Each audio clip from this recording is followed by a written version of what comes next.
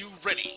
It's time. The inaugural Urban NerdCon is coming to Montgomery, Alabama, July 29th through the 31st. Blurs, nerds, and geeks from across the universe will converge on the capital city to see celebrity guests such as The Last Dragon, Tybok, Megan Tandy, and voice actor Dave Fennoy. Hey, how you doing?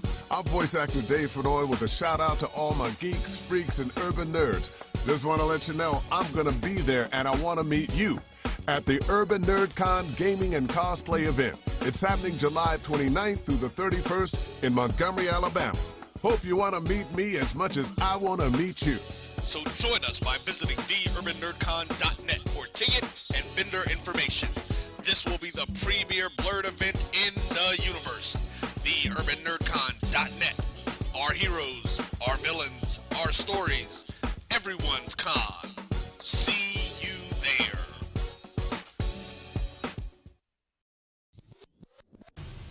Follow the Black College Sports Network on social media at MyBCSN1, the number 1, on Facebook, Instagram, and Twitter at MyBCSN1.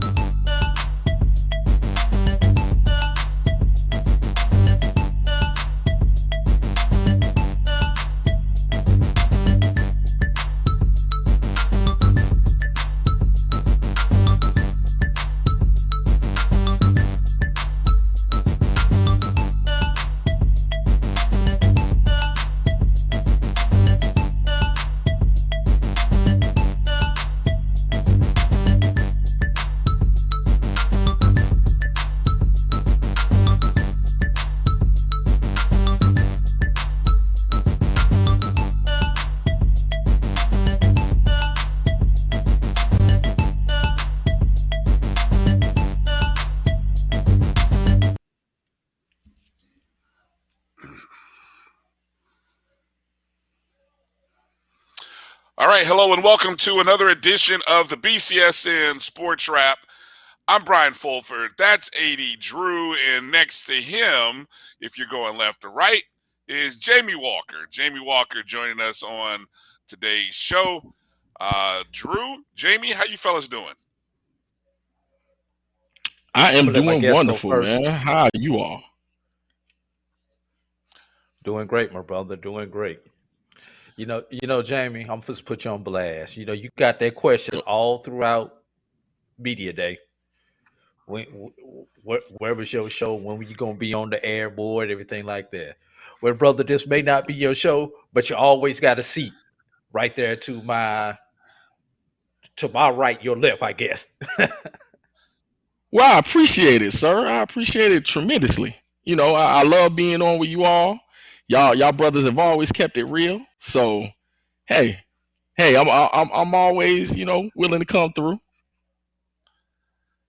Appreciate you. Appreciate you joining us. I'm sitting here trying to still take in everything from the past week, from the past few days. Really, just doing a lot of catch up. As I'm just kind of going through. And I've been watching videos, still catching up because there were so many, that's the thing. Nobody, at least nothing that I processed early. When you have something like 200 media members, so many different content creators have stuff out there. So I'm still parsing through different clips, and everybody's dicing it up differently, which is what I like. There's the YouTube videos, there's the YouTube shorts, there's stuff that's popping up on Facebook, stuff popping up on Twitter. So the content is, I think we're still going to be digesting this meal for about a whole nother week. Because like I said, I keep coming across something new every time. And and then there's the media guides and thing. I don't know what's it been like for you, Jamie, in terms of processing things over the last 3 4 days. difficult to some degree. I think you have a lot when it comes to the outline of teams already there. But along with that, you have situations where the transfer portal is in place, and so you have a lot of chain of positions and changing of coaching staffs and things of that nature. So I think when you look at the ways that teams are kind of being restructured in this new form of how college football is kind of going, yeah, you better do your studying and research because you never know who's in what position. So I think it's been hard but fun. It's kind of like NFL free agency in certain senses, being that you're seeing where new players are when it comes to new teams and just how they fit within that squad. So yeah, it's been interesting, definitely interesting. I wouldn't call it any harder, but definitely more layers to the puzzle. Right, right. And Drew, I mean, my goodness, man, you covered the CIAA and SWAC back-to-back days. I think I saw one of your posts. You said something like what, 3 airports in 2 nights or something, 2 Three hotels, airports in something one like day. that. Oh, Three 3 airports airports in in one one day. day. Yes, 3 airports in one day. Let's see, 2 media days in two different cities and states, 2 different regions of the country. I'll drive to the airport, Uber rides, drive from one airport to Birmingham, flew out of Atlanta to Roanoke, Virginia, flew back to Atlanta, then drove to Birmingham, all in the same day. So yeah, y'all wonder why I didn't wasn't really talkative when I got to Birmingham that night. It's because I had been up since 3 o'clock that morning, and I was on hour 22 by the time I got to Birmingham. Mm-mm. Well, hey, thankfully though we had enough people there so that everybody could get a piece of it. I mean, look, they had 12 schools show up. We almost had 12 uh, hosts. So look, we had I think everybody had about 2 schools. So it kind of parsed out, even up the work. So I don't think anyone really had to do a whole lot of extra work. I think I may have started the show in the beginning, and really, after Took that, about 2 hours away from the set. I did. I kind of was away for like an hour and a half, man. I don't know. It's not like I went. Trust me, I did not go sneak off and go to sleep. I wasn't eating, wasn't drinking coffee, wasn't in the bathroom. I actually ended up, just in the main stage area, kind of watching a little bit. I think I watched FAMU and Grambling on the stage. Had some good conversations with a few people that were in, and and then by the time it was like, hey Brian, we're looking for you, and it's like, oh really?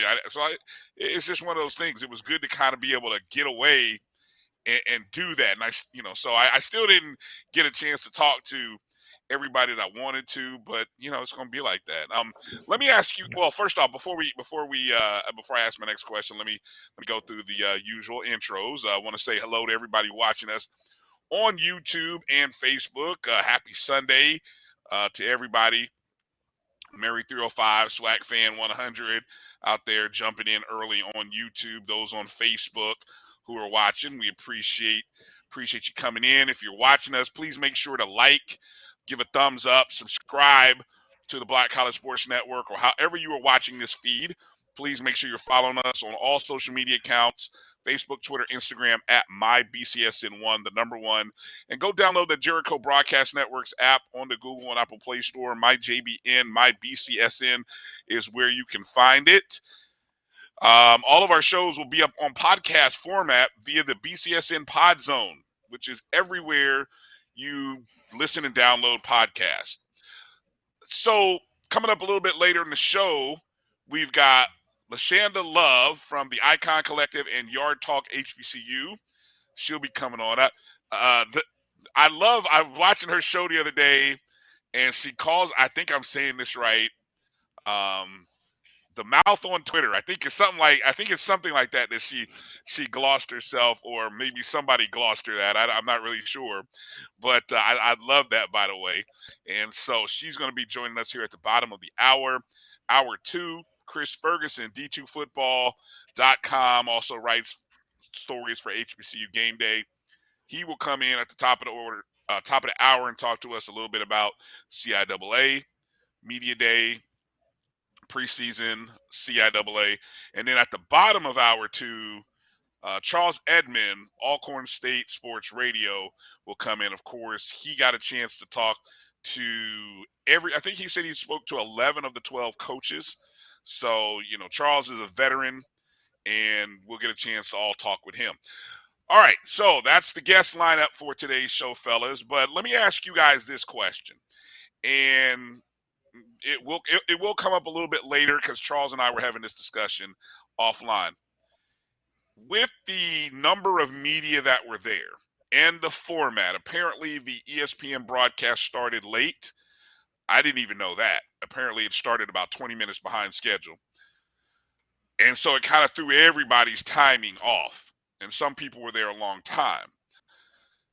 Do you think it's time for the SWAC to rethink the format of the way this media day is?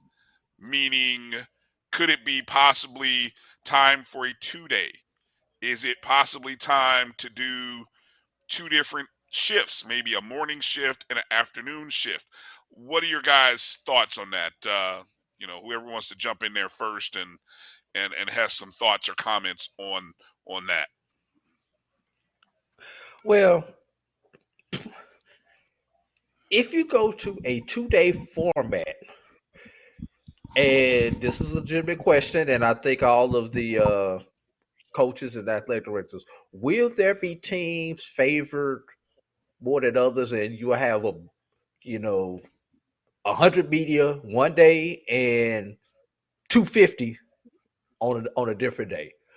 This year, we all know the SWAC. Excuse me, the SWAC East is the hot side of the SWAC, but down the line, it may be the SWAC West. Well, let's think about it. You've got Coach Prime. Enough said right there. I got Hugh Jackson on Grambling. I'm gonna counter you. Everyone you go, I'm gonna counter it. I got Hugh Jackson on the other side. Go ahead. You've got the first SWAC team to make the FCS playoffs in 20 years. In FAMU. Okay. On the east side. I've got Southern. You gonna counter that with? I've got Southern. I've got Dooley going back home. I've got Southern, the brand. All right. You've got the personality of Connell Maynor. Just the personality itself, in addition to the success. I've got Eddie Robinson Jr. He's an interesting personality. East side. He's not quite Connell. East side. East side. Let's see. Let me see. Let's see. Clarence McKinney, no. Vincent Dancy, maybe. Bubba McDowell. I didn't hear anything from Bubba McDowell. All right, go ahead. I'm listening. But Connell was real quiet. He wasn't really talkative. He was real humble. I thought he was real quiet. I don't know, but go ahead. But you understand what I'm saying. So you got to figure, is there going to be one side or the other? What I would like to see, though, maybe to possibly speed the process up, maybe the SEC style with the press conference style media day, where the coach comes, they do their interviews, do their address, and then they do a press conference. Because how many times did those coaches have to answer the same question in every interview? Yeah, I mean, how many times did those players have to answer the same question in every interview? So maybe what's the season looking like for you this year?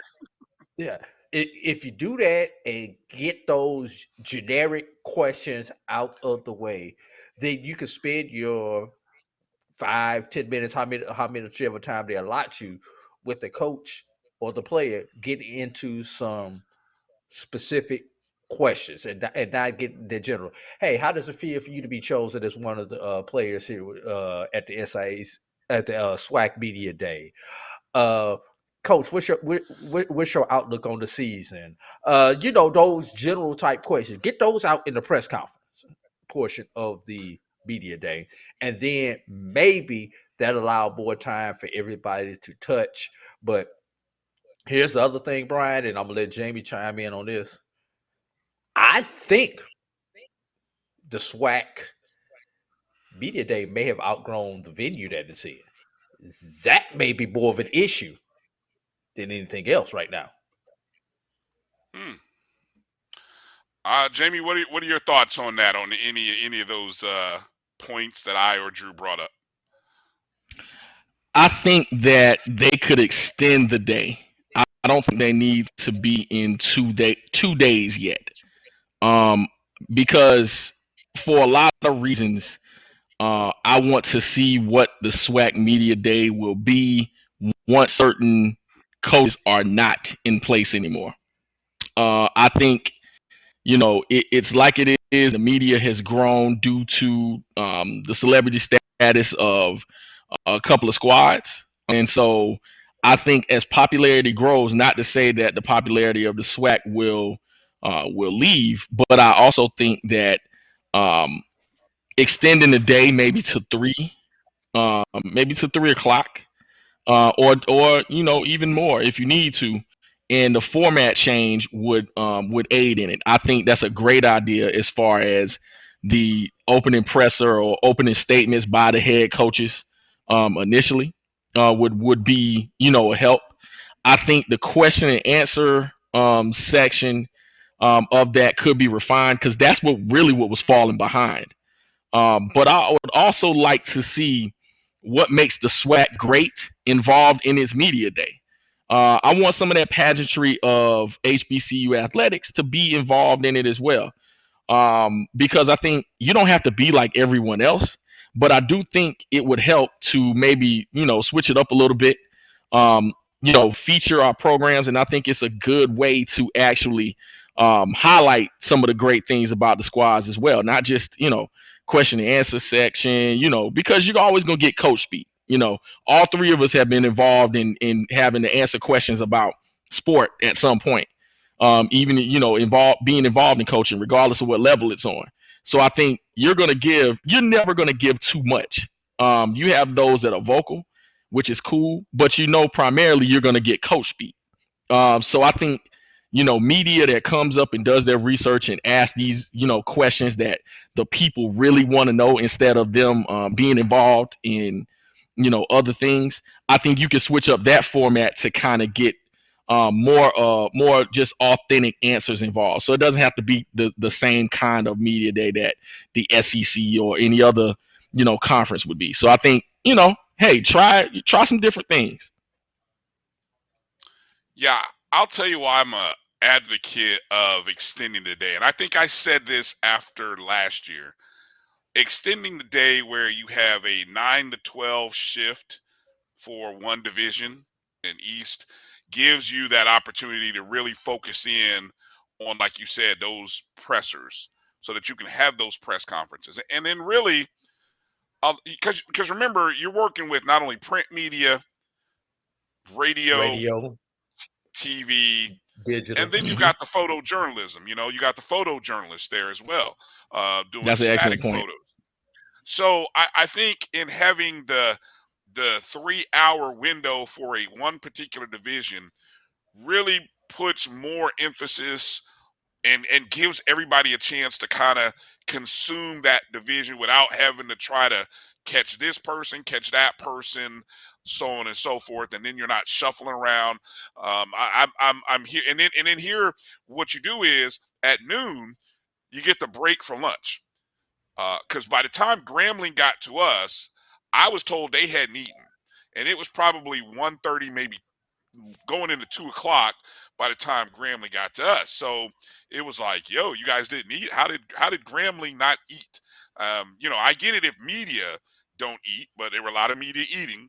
But anyway, I understand if the media was the eat. first to eat. Let's be real.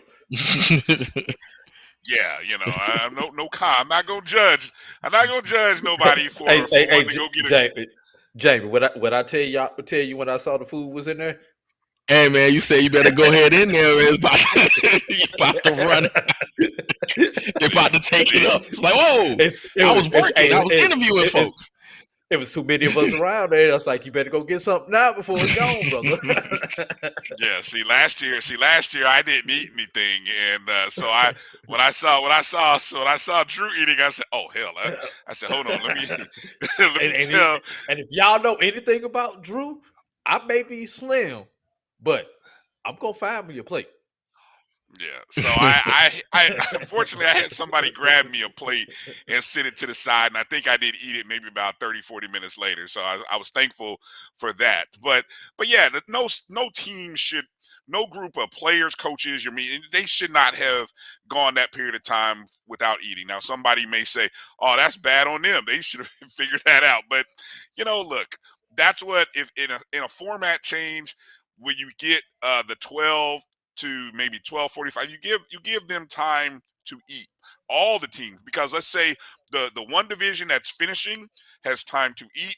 The division that's about to start at 1, they've got time to come in and eat before they start, right? So now you start at 1 o'clock. 1 o'clock, here we go, session number 2 begins. So that's going to run from 1 to 4 o'clock. And look, you're done now. Um, it also give us in the media time to refresh, also because yeah.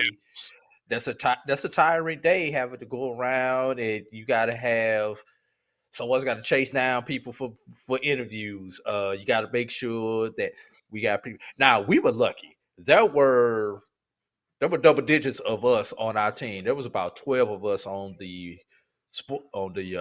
BCSN team that was there.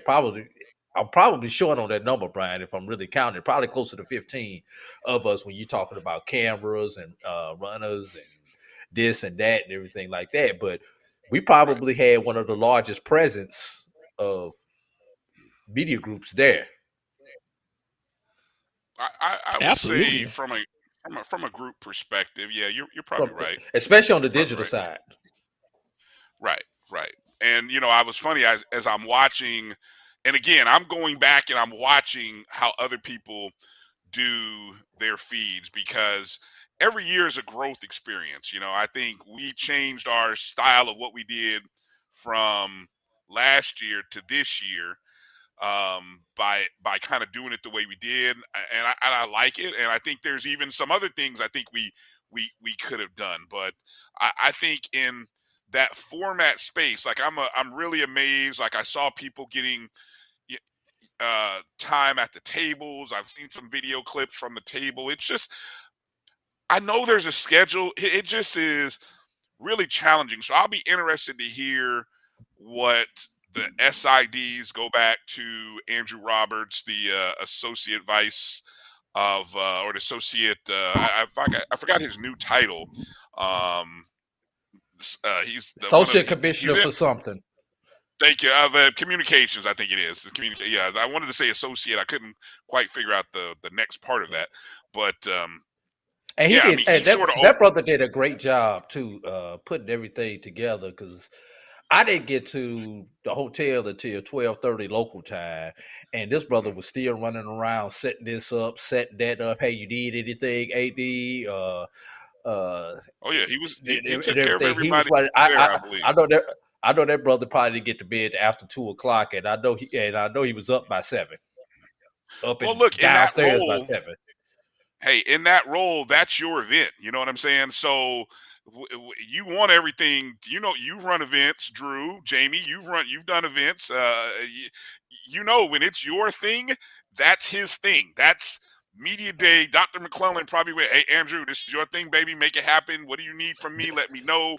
Who do I need If to give you to make it if work?" I don't talk to you, it's a good thing. That means there's nothing wrong. There's nothing wrong at my level. Probably right. So props to Andrew Roberts for everything he did and set up, and still got things released, such as the all conference awards and the predictions and all that stuff. So shout out to Mr. Roberts there. But yeah, I'll be interested to kind of hear feedback from some of the other shows later this week if anybody gets into those discussions regarding the formatting. And again, I'm still going through stuff. So as you've gone back and listened, any sound bites? I remember during the show we were talking about viral moments. Remember we talked about would there be any viral moments from out of SWAC Media Day? I already have one. You got one. Jamie, Drew, any I'm gonna let you go first, Jay. viral moments that you captured from SWAC Media Day? Not that I picked up right away. Because we all, you and I both did SIAC Media Day. And, when it came to Coach Willie Slater, it was a lot going on. So you caught that immediately. You caught all the, he didn't just throw shade, he threw an entire tree. But yes, he did. Yes, he but out the ground, but I didn't catch any. No, yeah, he did. Oh yes, in fact, I want to be at that game, but not immediately. I'm still going back and listening to certain stuff from SWAC Media Day, but I didn't get any right offhand. The one that I picked up on, I did not pick up on until the next day, and it was not something that was said on our airwaves. It was the comment about Bethune Jackson State and why the game was moved why the game was moved from from Daytona to Jacksonville. Our fans not going to travel there, blah blah blah. So indirectly, he took a shot at his own fans, like, "Hey, y'all follow us when it's convenient. This may not be convenient because I don't know how much a flight from Jackson, Mississippi, to Jacksonville, Florida, is, but that's not. It's an easy ride once you get to I-10. But you talk about a long boring ride. That is definitely a long boring ride down I-10 from Jackson, and I don't think you go 55 to 10, but maybe you do. And then what? Bethune averaging 5,000 fans, and I think for me, from where I sit, I think it's the fact that Dion is afraid that he's going to play in front of an empty house in Jacksonville, where what's the name of Bethune Stadium? I can't think of the name of it, but it holds like 9,500. Municipal Stadium in Daytona, and it holds Beach, about 90. It holds about 9,500. 9,500. Right. Yeah. And I understand what Prime was saying. I'd rather see that 9,500 stadium full than that same 9,500 people in a 60,000 seat stadium. You're gonna be looking like Tennessee State over there. It's like when Tennessee State plays at Nissan Stadium instead of Hale Stadium. Well, look, I got the audio because I pulled up the tweet. Okay, and this comes from, I hope I'm saying the name right, Jamal St. Cyr.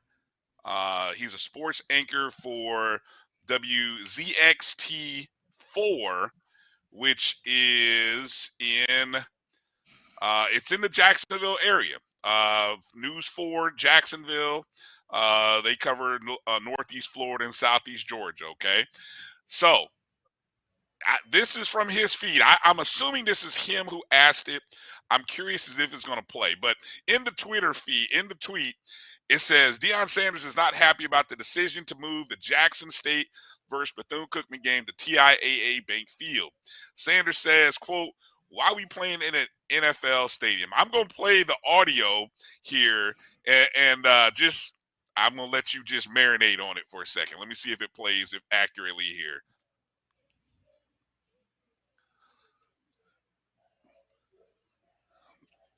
We can't hear the audio. Okay, so the audio's not playing. Okay. Hey, okay. Brian. I think I've got that. We'll do it after break. We'll do it sometime during one of these breaks because we got our guests waiting in the lobby. Okay. So yeah, we'll play that because our next guest, she even had threw a little throw a little salt and pepper on the on this particular quote. So we'll kind of. She always stirring up trouble on Twitter. Again, I'm gonna go back and get it. She glossed herself the mouth on Twitter. I think that's how she did it. So coming up after the break, we will talk with the one and only LaShanda Love at Yard Talk HBCU. Yard talk, big talk. She talks it, boy, and she walks it too. So it's a pleasure to have her on coming up after the break. And we'll get into talking about if Drew's able to pull it up. You let me know if you need me to send you I think I sent it to you. Yeah, actually you did, and I had already seen it. So you have it. Right. So maybe we can come in, and after the break, we'll start there, and we'll come back with LaShanda Love right on the other side right after this break. You're watching the BCSN Sports Wrap. Brian, AD, and Jamie Walker. We'll be back in just a moment.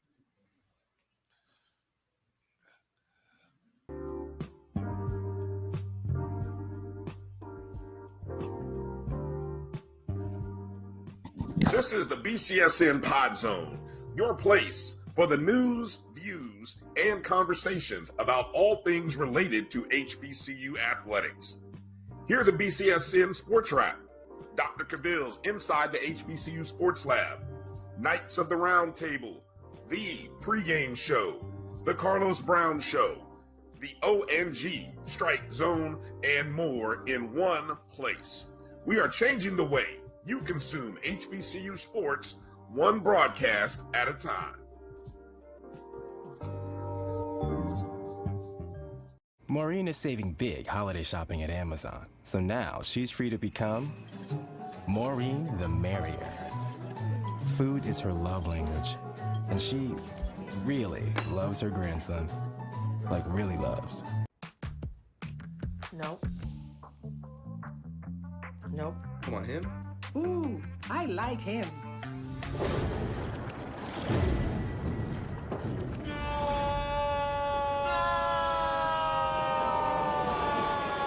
Quick, the quicker picker-upper. Bounty picks up messes quicker, and each sheet is 2 times more absorbent, so you can use less. He's an 8. He's a 9. Bounty, the quicker picker-upper.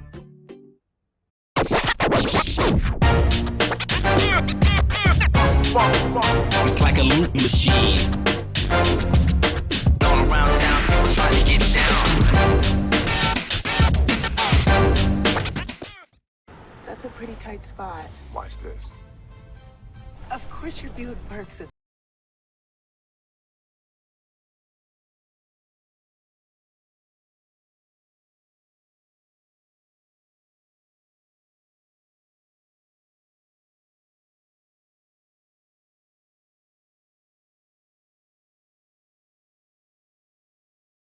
There's a Buick that fits your life, because at the heart of every Buick SUV is you.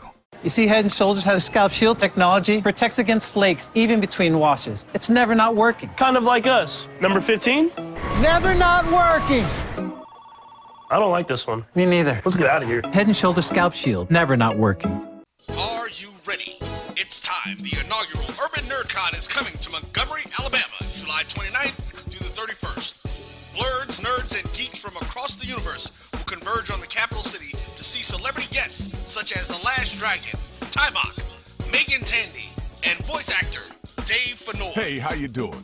I'm voice actor Dave Fennoy with a shout out to all my geeks, freaks, and urban nerds.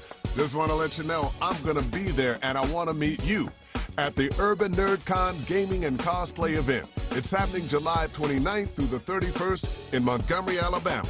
Hope you want to meet me as much as I want to meet you. So join us by visiting theurbannerdcon.net for ticket and vendor information. This will be the premier blurred event in the universe. Theurbannerdcon.net. Our heroes, our villains, our stories, everyone's con. See you there.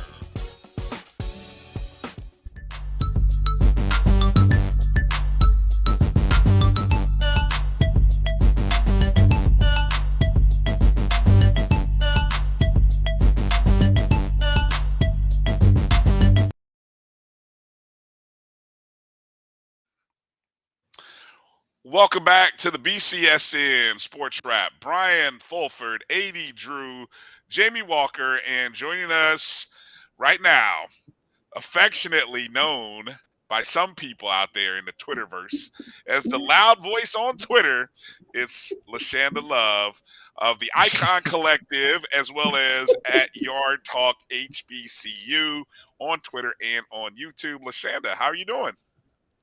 Hey y'all, thank you for having me back because I know I snuck up the place last time. Stop it. No, y'all remember I was listen, my it had got dark, but when we started it was like 5:30ish, and I was so afraid to move and turn the light on that I'm just sitting here in the dark. Y'all don't remember that? Now I remember. I do remember that. There were people like, "Hey, man, tell her to cut the lights on, man. She's giving some good info. We can't see her." At that point, it became just an audio thing there. But no, it was radio it was still, interview. It was Where exactly. It was still good for the for the people on podcast. It was still good. So, LaShanda, let's first go into talking about how you consumed SWAC Media Day. Let's start there. You were just kind of telling us offline your whole setup, but let us know how you consumed that day. Well, I had the HBCU League Pass Plus app on my TV because I'm always talking about support Black-owned media. So I had that up on your channel, BCSN, and then I had to watch ESPN from my phone, and I had my brother let me use his login for that because I ain't got that. We understand. A lot of people face those kind of challenges. That's why Netflix is getting ready to go out of business because of people like you.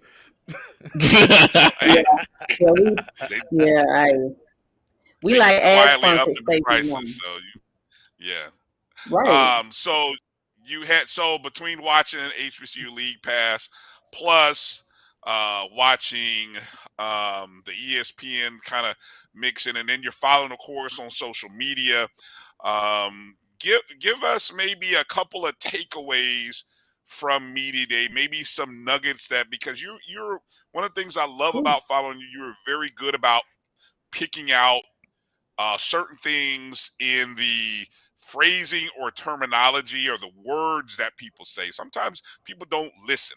People just, they just read and then they stop comprehending. But you do a good job of picking up on things as they're being said. So what's a couple of things you may have picked up?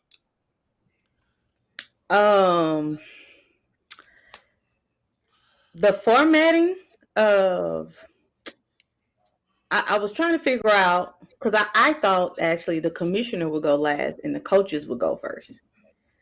Because I know that kind of would have kept people more engaged because everybody was waiting to hear from the commissioner. So it's kind of like when he went first and it was just kind of like, okay, then what's next?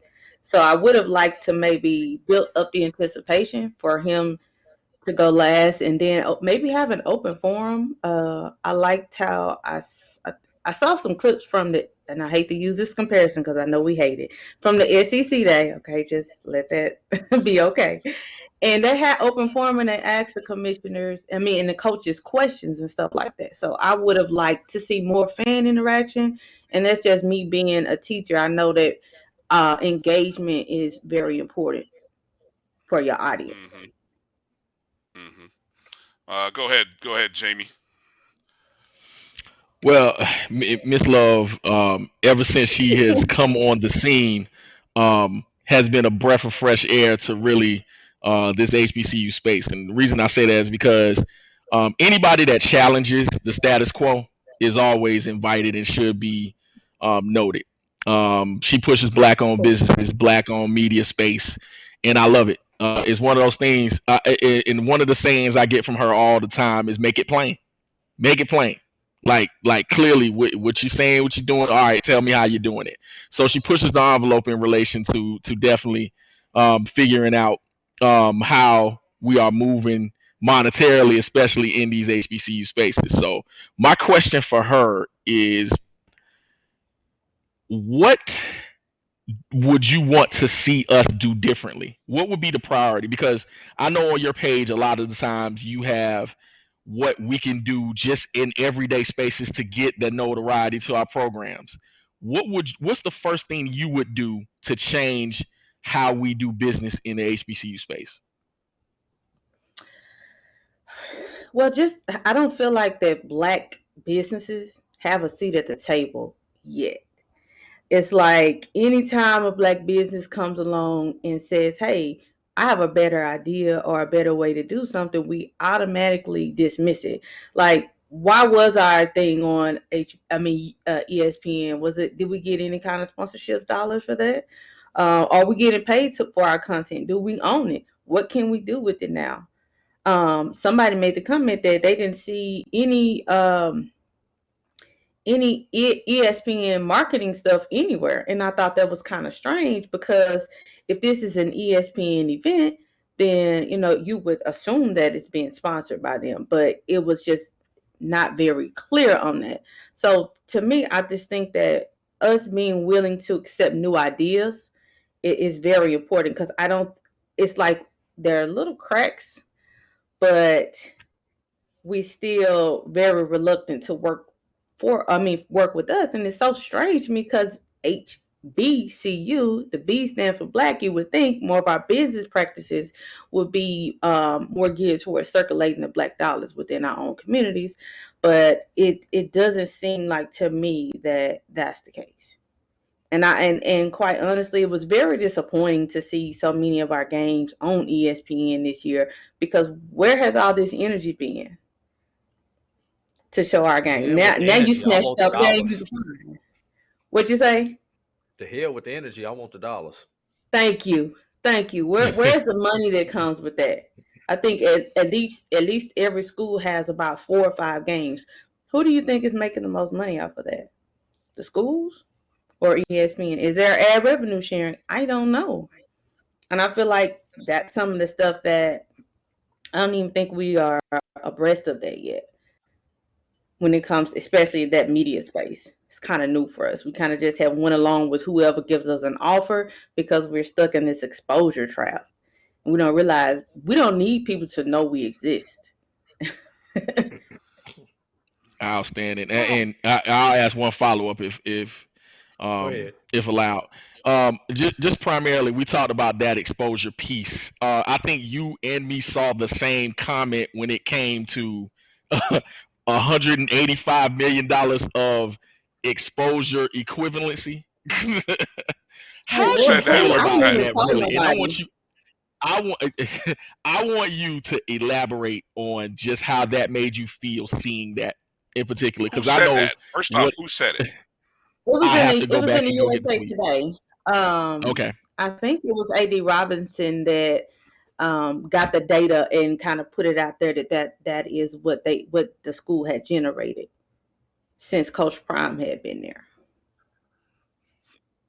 And we've always talked about just how much, are we beyond the exposure trap at this point, and how much we need to turn these into real dollars. So they already have the data for the dollars. They already know what we're supposed to be getting paid. It's just us. It's up to us to be able to know that exists, and I don't think that we stood that particular part. Well, hold on. Are we debating or arguing or questioning that 185 is? Are we saying that should be tangible? Is that because we got to understand that in the and I didn't hear the quote, so even Drew backed me up here from a business perspective as it relates to marketing dollars. That if what Robinson is saying is that they've been able to generate $185 million in marketing value, is that what he's saying? What is he? Is that what's being said here? The nerd in me fits to come out now. The economist fits to come out. Please, that's what I was trying to get you to do. Just like when you see these NFL teams or MLB teams, when they talk about these new stadiums and they talk about economic impact. Yeah. This project is going to have $100 million economic impact on this community, whatever it is. those numbers are artificial. Okay, some things you could directly measure, some things you could not. Something that you could directly measure on a given weekend, we'll just say homecoming weekend. We could directly measure the impact of homecoming in sales tax. A normal weekend, this company pays, say, $50,000 in sales tax. This particular weekend, their sales tax increases to $75,000. Well, that's directly measurable. That's a $25,000 impact that you can equate to homecoming. It's not necessarily 100% of it, all of it is due to homecoming, but there's a good measuring stick. So you can measure things like sales tax, hotel tax, things, those things. Those are tangible things. Things that are bought and sold are things that can be measured, and that increase is that economic impact. Now, there are certain things that you cannot measure. Those eyeballs that are watching you on TV. How many eyeballs are really watching you on TV? How many eyeballs watch this weekend versus a different weekend? Those eyeballs equate to how many ad dollars for that ad agency. And Brian, you know how these ad dollars work. So that's a different impact. But do you see that impact? As a consumer, do you see that impact? No. That ad agency and those people see that impact. But there's a way that it could be measured. If we knew that you got 1 penny or 0.1 penny per click or per viewer or whatever the case is, that's part of that 185. But that 185 has that portion of that 185 has nothing to do with Jackson State. And there are different measurables throughout that have that. The thing is, how much of that is Jackson State really seeing? Jackson State has an economic impact.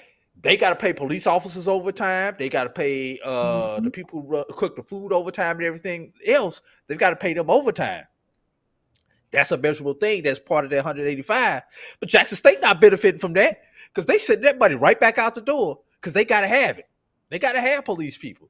They got to have people doing parking. They got to have people doing the cooking in the concession stand. Somebody got to make sure that the stadium is clean afterwards and stuff. So yeah, that number may or may not be true, but everybody, please understand, Jackson State has not seen $185 million because of Coach Prime. Oh no, Drew. Nobody said that. But there are people who are out there who see. There are people who are out there thinking they got $185 million. Why aren't they spending that $185 million to help these kids? No, Jackson State does not have that $185 million. They have generated things. Look, we all educators here, correct? All of us work in somebody's school system. What is our value? We teach these kids. They pay us $40,000, $50,000, $60,000 a year. But what is our economic impact? Well, our economic impact is the fact of us giving this education to these kids, and they go out and make a job. Where that kid who I taught 5 years ago, who's making $40,000 right now, that's part of my economic impact. But has Coach Drew seen any of that $40,000? Hell no. Absolutely not. But that's part of my economic impact. Right, that's the point, right? We got to get more control of these things. Our schools got to be making the most money in these deals. We can't let them run off with the $185 million and we still trying to figure out how we going to do this and that and the other, worried about travel costs and stuff like that. I think that was the whole point of like me posting it and saying, look, guys, we having this argument about our value. It's all there are numbers out there that already exist. And I think some more stuff is actually going to really quantify that soon and qualify that very soon. And we'll really see Right. Let, let me let me ask you this, and this is kind of along those same lines. This week, you posted a couple of videos, and after the second one, that's when I reached out to you. Like, we got to get her on about the ESPN contract, the emails that you sent back and forth with ESPN. Go back and give us the quick version of it, of the Okay. original video, the follow up video, and how that all transpired. Well, because a lot of things didn't make any sense to me. And I do understand that sometimes, because I am a novice in this media space, it may be a legitimate reason for why I don't understand or something does not make sense. So if you tell me that, well, I'm gonna say not tell me, but it was put out there that ESPN and the SWAC had an exclusive deal. Okay, according to what I was told, exclusive means you got to show all the games. Am I right on that? Otherwise, it's not exclusive. It's primary. It's right, primary, first rights, second rights, Rights of refusal. third rights. Yes, that's correct. Okay, so but we weren't told that. We were told that it was exclusionary. So I said, okay. I was having a hard time finding any information on my own online that says that. So I said, you know what? One day, because after let me tell you something. When they called me the loud voice on Twitter, that really just stuck with me. Because it ain't about being loud, right? But it did stick with me. So I said, okay. And then for everybody in the SWAC to go around, oh, Grambling and FAMU finna get the SWAC sued, and they don't know what they doing. These people are scammers and all this type of stuff. I felt some kind of way about that, because I know the things that at least my school is doing to try to support the kids and bring the university revenue. So I said, let me reach out to this person. And surprisingly, she messaged me back. And y'all know what she said, that it wasn't exclusionary. So, I mean, I had to tell the truth. I've been getting a lot of hate for it, but I feel like that it needed to be said, because there are some things we've been told that just were not true. And it's actually preventing us from getting the revenue that we complain about. And it's stopping us from fixing the problems that we complain about. So that makes no sense to me at all.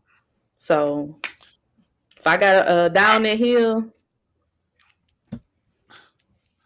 Look, I'll say one of the things, and I notice after some conversations I've had, Grambling, I'm going to say is pay attention to Grambling. I know for a fact there were schools in the SWAC that have seen what Grambling has done over the last 3 to 4 months and what's come in, and they are calling HBCU League Pass Plus, Urban Edge Network. Oh, I know. Trying to figure out, hey, how can we get down? It's like, well, originally, and what I don't know. People got to understand. I don't even want to. Look, just pay attention to Grambling. I'm so upset at Florida A&M because of stuff that's going on over there. We could be sitting in a good shape. Instead, we got coaches. We had 2 coaches that had resigned, lost an equipment manager. I mean, it's like all hell. Athletic department is in shambles, and if we don't pay attention real soon, I won't say in shambles. I won't say it's in shambles, but it's being directly affected by decisions that came from way up higher ups, and it has affected dollars. It has affected orders, which could have led to revenue. But anyway, all that to be said, go ahead, Lashana. What are you going to add? I just want to make sure I'm being clear about my thought process about exclusionary primary, secondary rights, and all that stuff. Can y'all explain it to make sure I understand? Because I did see a comment about it does not have to show all the games. So I just wanted to clarify what the correct response should be. It's about terminology, though, and I'll let Brian chime in on that. You're right. Exclusion or exclusive means everything. You have it and no one else can do it. But most contracts, Look, you have different levels. Primary, right. which means you have first rights. You get to go in, hear the games. You get to go in and pick your games. Those are primary rights. I may be Secondary wrong, rights. but go ahead, Drew. Finish up. Go ahead. Sorry. I was saying, and you really have to get into Dr. Cavill's sports lab because he can really break it down. But then you have secondary rights, and then you have the third rights, which are the tertiary rights. Yes, go ahead. This is what when you think of exclusionary, think of this. The deal, because I'm trying to go back in my head and try to think, has anybody else broadcast a Notre Dame football home game other than NBC? I don't think Not in the there past has 20 been. years. No, that's your example of exclusionary rights. What NBC and Notre Dame has to broadcast home football games, that is your example. Nobody else gets into Notre Dame football stadium except NBC, right? But Correct. what you have in other places is the fact that the SWAC this year, you've got games that are going to be on ESPN. Let's use the SEC. That's probably what everybody could relate to. No, I'm not. I'm tired of us using the SEC because we have to move away from that. We have to move away from that. No, it is a bad it's bad, Drew, because because what ends up happening is people ends up saying, "Oh, we should be like that." We ain't like the SEC. We ain't got SEC money. We don't have presidents that act like the SEC presidents do. We don't have the television dollars that the SEC has. We only have athletic directors that think like SEC folks. So we need to stop. The only thing that the SEC and the SWAC has is black boys that run across the field and put on helmets. That's the only thing that the SEC and the SWAC have in common. And they're in the same footprint states. That's it. I'm sorry. Everything else, we need to move off of that example about the SWAC and the SEC. So, all that said, I'm just saying that we've got games that appear on the SWAC. I'm sorry, that just came out because I don't want to use the SEC. I know it's the easy low-hanging fruit, but God dog, man, we setting everybody up for failure by continuing to use them as the example. The SWAC has games on ESPN, right? We can debate about the value and good and bad and whether the dollars that come in. But guess what? This year, they're also going to have a series of games that appear to be going on another platform, right? You'll have games that will appear probably on HBCU League Pass Plus. You're going to have games that appear on people's YouTube channels. I don't even know how that, but whatever. So there's listen. I think my people missed it when FAMU posted about, and I put it on my page. When FAMU posted about where their games are going to be shown, it said that it was going to be, I think it was HBCU Go, and then they said, but it would also be shown through a network of national, something about a national network or something national like networks. that. And I think people missed that part. Because basically they're saying not only will it be on HBCU Go, but like you said, Brian, YouTube TV. So it's the point is there's more than one way to skin a cat. All right. We so stuck though. Like, go ahead, Brian.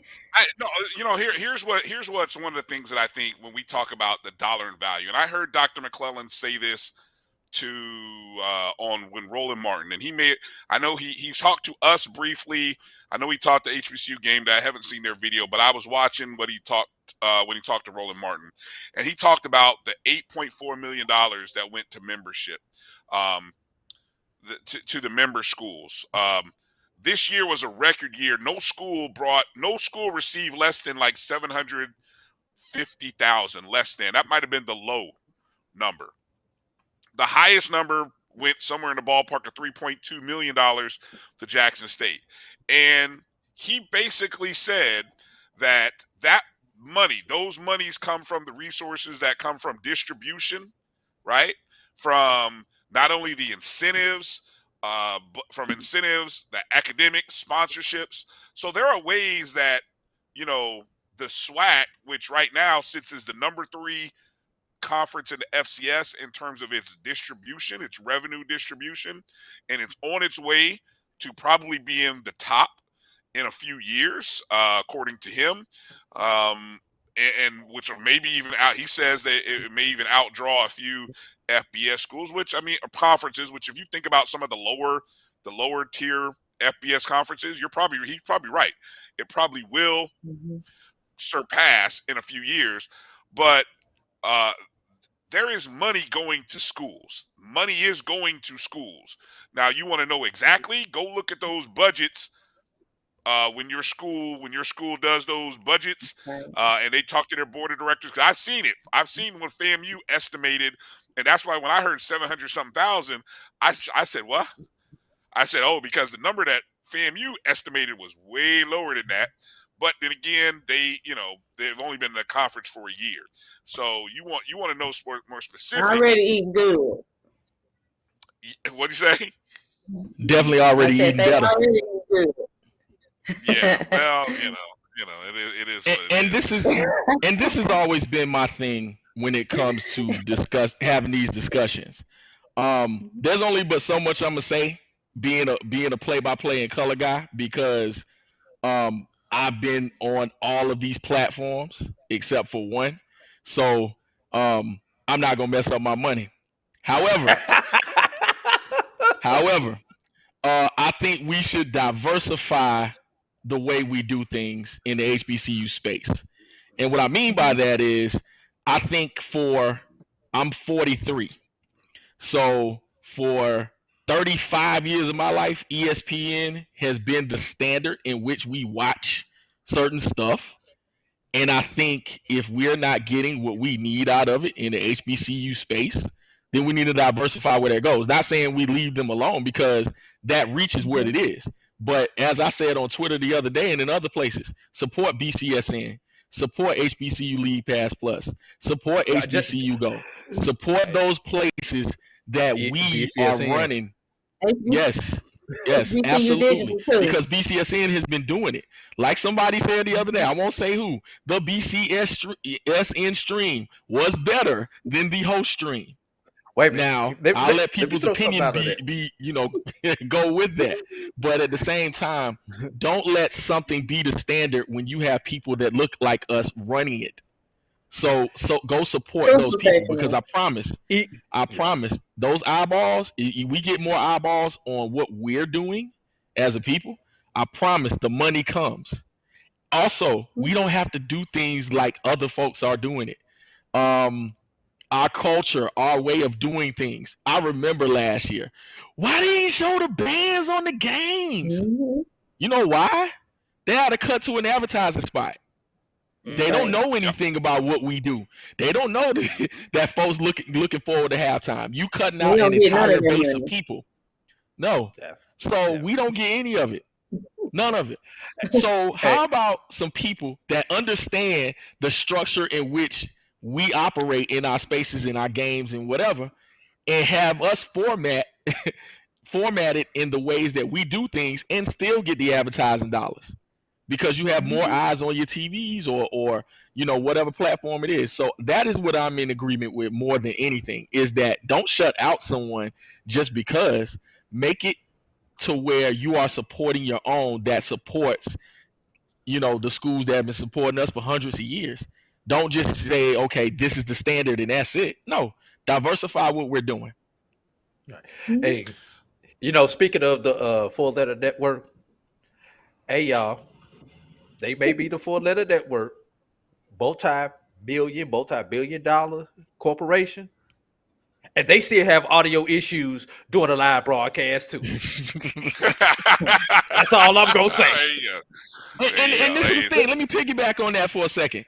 Yeah, we're getting these, these part threes, is showing on a different platform. Guess who's still doing the production for some of these? The schools.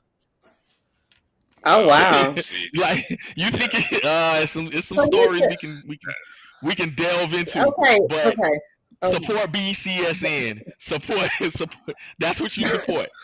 Jamie, Go ahead, Lashanda. Go ahead. Give you the last word, Lashanda. Last Go ahead. comment. Okay, because y'all got a 4-letter-word network too, right? So I'm not understanding if the school is still having to do the heavy lifting. We aren't getting any ad revenue money from our game, to keep it short. Then what is the hurdle that is making this so difficult? I do not get it. Reluctance to change. We're gonna have to bring her back on another show, and Yeah, we can't we're wait. gonna have We can't to wait this long this we have time. to table it. Yeah, we have to table it full show, and we didn't even get a chance to bring up the Dion viral moment from SWAC Media Day, but we will talk about that here a little bit later on in the show. So, Lashanda, let people know how they can find you, where they can follow you, and where they can watch you. All right, I'm on YouTube, Instagram, and Twitter at Yard Talk HBCU. Well said. Well said. Lashanda, I always appreciate you. We definitely got to do a part 2 to this, so keep your schedule open for next Sunday, please. Yeah, I know I dropped everything when y'all tell me. So. Yeah. All right. Let's take a break. Come back. We've got Chris Ferguson who's going to join us. We're going to pivot over to the CIAA, find out how Media Day went over in the CIAA. You're watching the BCSN Sports Wrap. We'll be back in just a moment.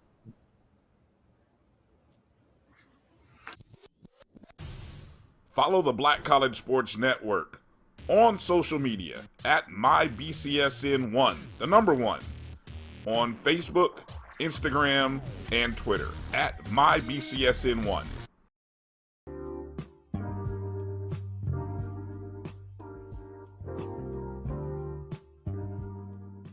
This is the BCSN Pod Zone, your place for the news, views, and conversations about all things related to HBCU athletics. Here are the BCSN Sports Wrap, Dr. Cavill's Inside the HBCU Sports Lab, Knights of the Round Table, the pregame show, the Carlos Brown Show, the ONG Strike Zone, and more in one place. We are changing the way you consume HBCU sports, one broadcast at a time. Maureen is saving big holiday shopping at Amazon, so now she's free to become Maureen the Merrier. Food is her love language, and she really loves her grandson. Like, really loves. Nope. Nope. Come on, him? Ooh, I like him.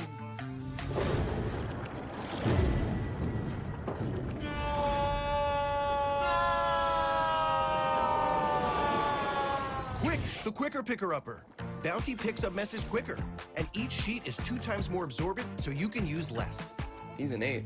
He's a 9. Bounty, the quicker picker-upper.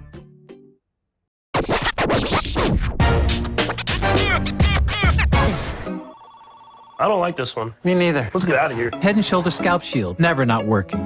Are you ready? It's time. The inaugural Urban NerdCon is coming to Montgomery, Alabama, July 29th through the 31st. Blurs, nerds, and geeks from across the universe will converge on the capital city to see celebrity guests such as The Last Dragon, Tymok, Megan Tandy, and voice actor Dave Fennoy. Hey, how you doing? I'm voice actor Dave Fennoy with a shout out to all my geeks, freaks, and urban nerds. Just want to let you know I'm going to be there and I want to meet you at the Urban NerdCon Gaming and Cosplay event. It's happening July 29th through the 31st in Montgomery, Alabama. Hope you want to meet me as much as I want to meet you. So join us by visiting theurbannerdcon.net for ticket and vendor information. This will be the premier blurred event in the universe. Theurbannerdcon.net. Our heroes, our villains, our stories, everyone's con. See you there.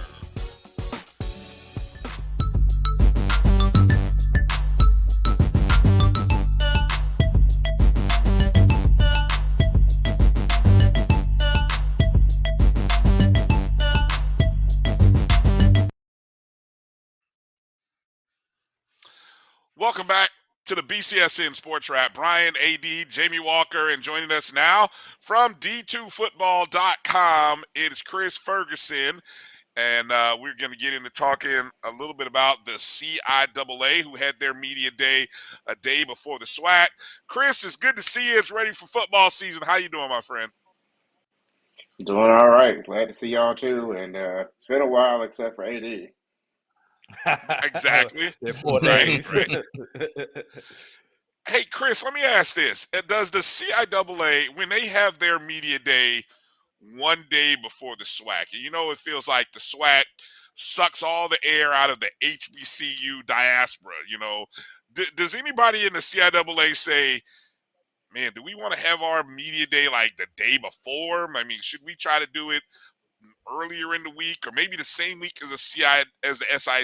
Has anybody ever said anything about that, or what's the vibe or the takeaway on that?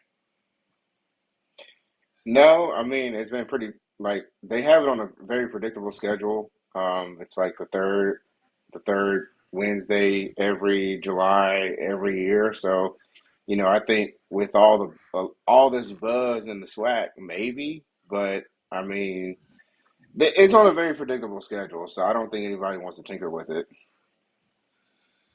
Yeah, very predictable format.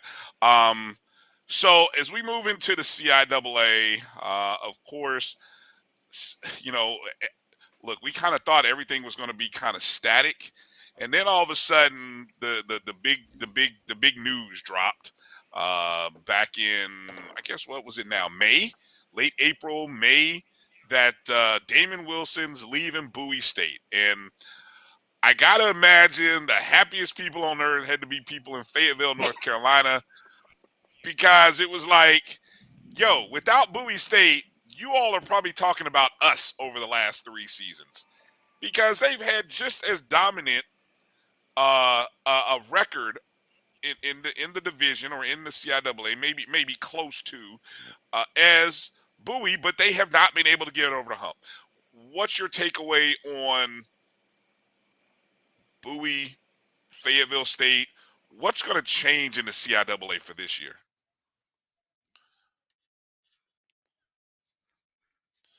And if we lost, okay, hold on, there we go. All right, go ahead, Chris.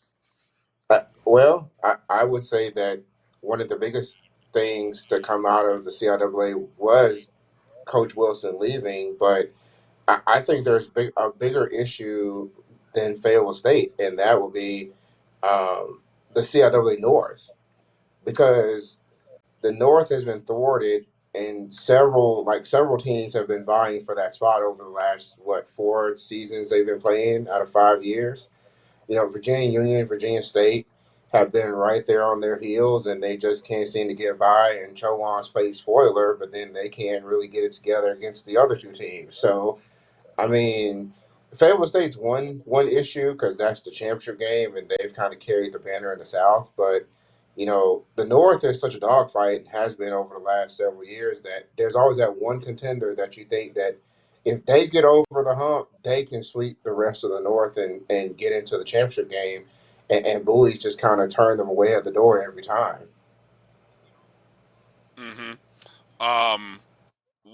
Speaking of the North, I think a lot of people, I mean, with all the departures that Bowie had, including coaching and players, uh, are people just on auto repeat or on auto redial in terms of voting Bowie State the #1 team of predicted order? I saw the predicted order of finish, which of course is Bowie 1, Fayetteville 2, Virginia Union 3, Shaw 4. But I gotta feel like, Chris, that's one of those things where, okay, is that an auto, like your finger? You know how your finger just you're used to doing something for so long, you just automatically do it, and it's like, okay, I'm just gonna put Bowie here as 1. Explain the predicted order of finish, and I don't know, are you one of those people that falls in that category? Well, it's the coaches that are voting, right? And they do show a lot of respect to whoever the previous champion is, unless there was something just catastrophic happening.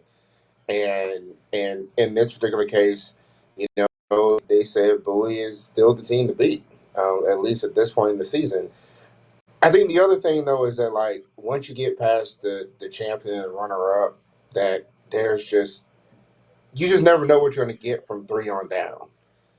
For example, Lincoln, who got a first place vote in the coaches poll, they've been historically like last, and they were not voted dead last this year or this preseason. So I mean that 3 through 12, I think three last year was like Chowan, and they're not three this year, and so the coaches kind of just leave the championship game contenders from the prior year there. I think it's just important to watch it. Who's at 4 through 6? That's really where I watch every single year.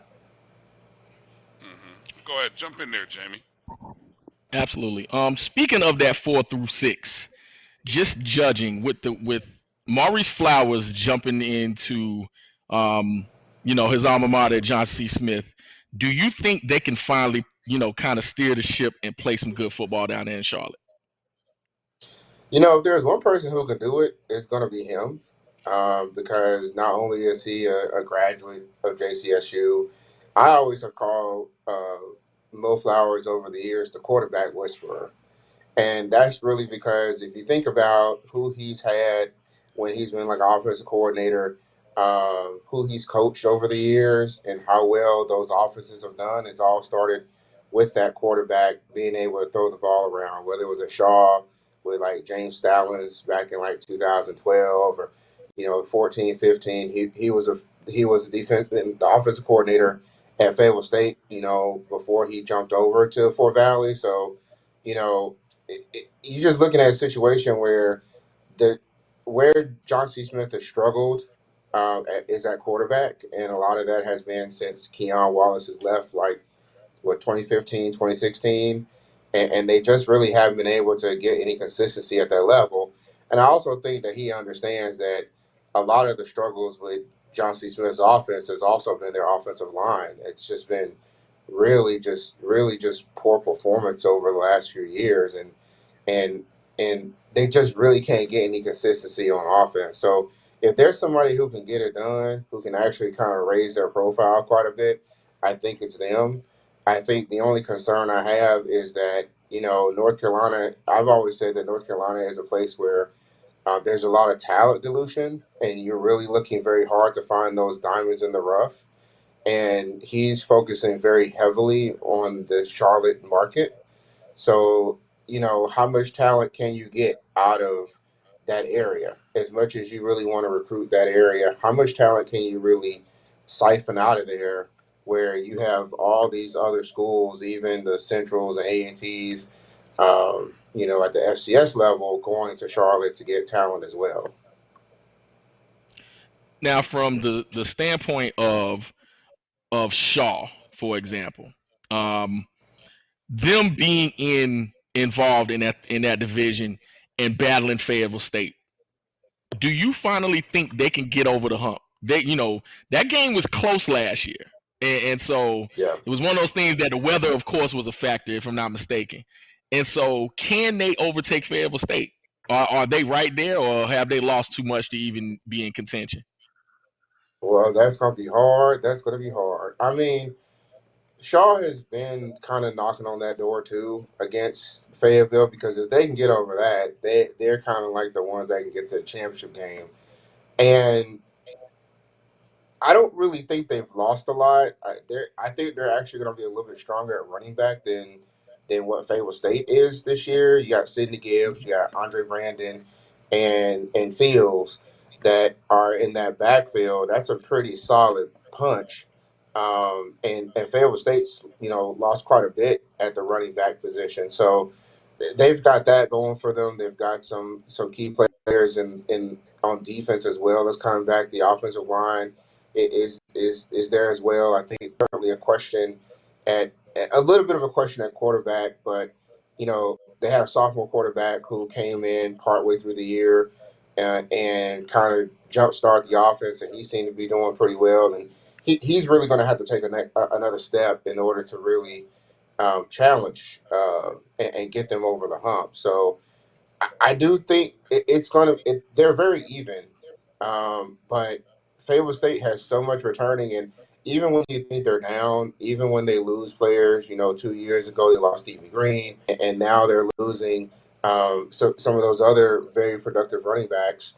Um, so even though you think they're down, they always have this trick up their sleeve that kind of defies all of us and defies the odds. So if I'm still a betting man right now, it's still going to be on Fayetteville State.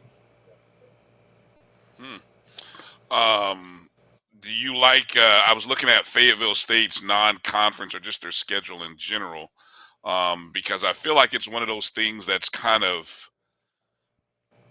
I don't know if hinder is the right word, but I feel like the fact that they haven't had to play a very strong division, but then their non-conference hasn't been particularly strong, if I'm saying that right. But UNC Pembroke, Wingate, and I'm trying to see where else That's they it. go outside of that.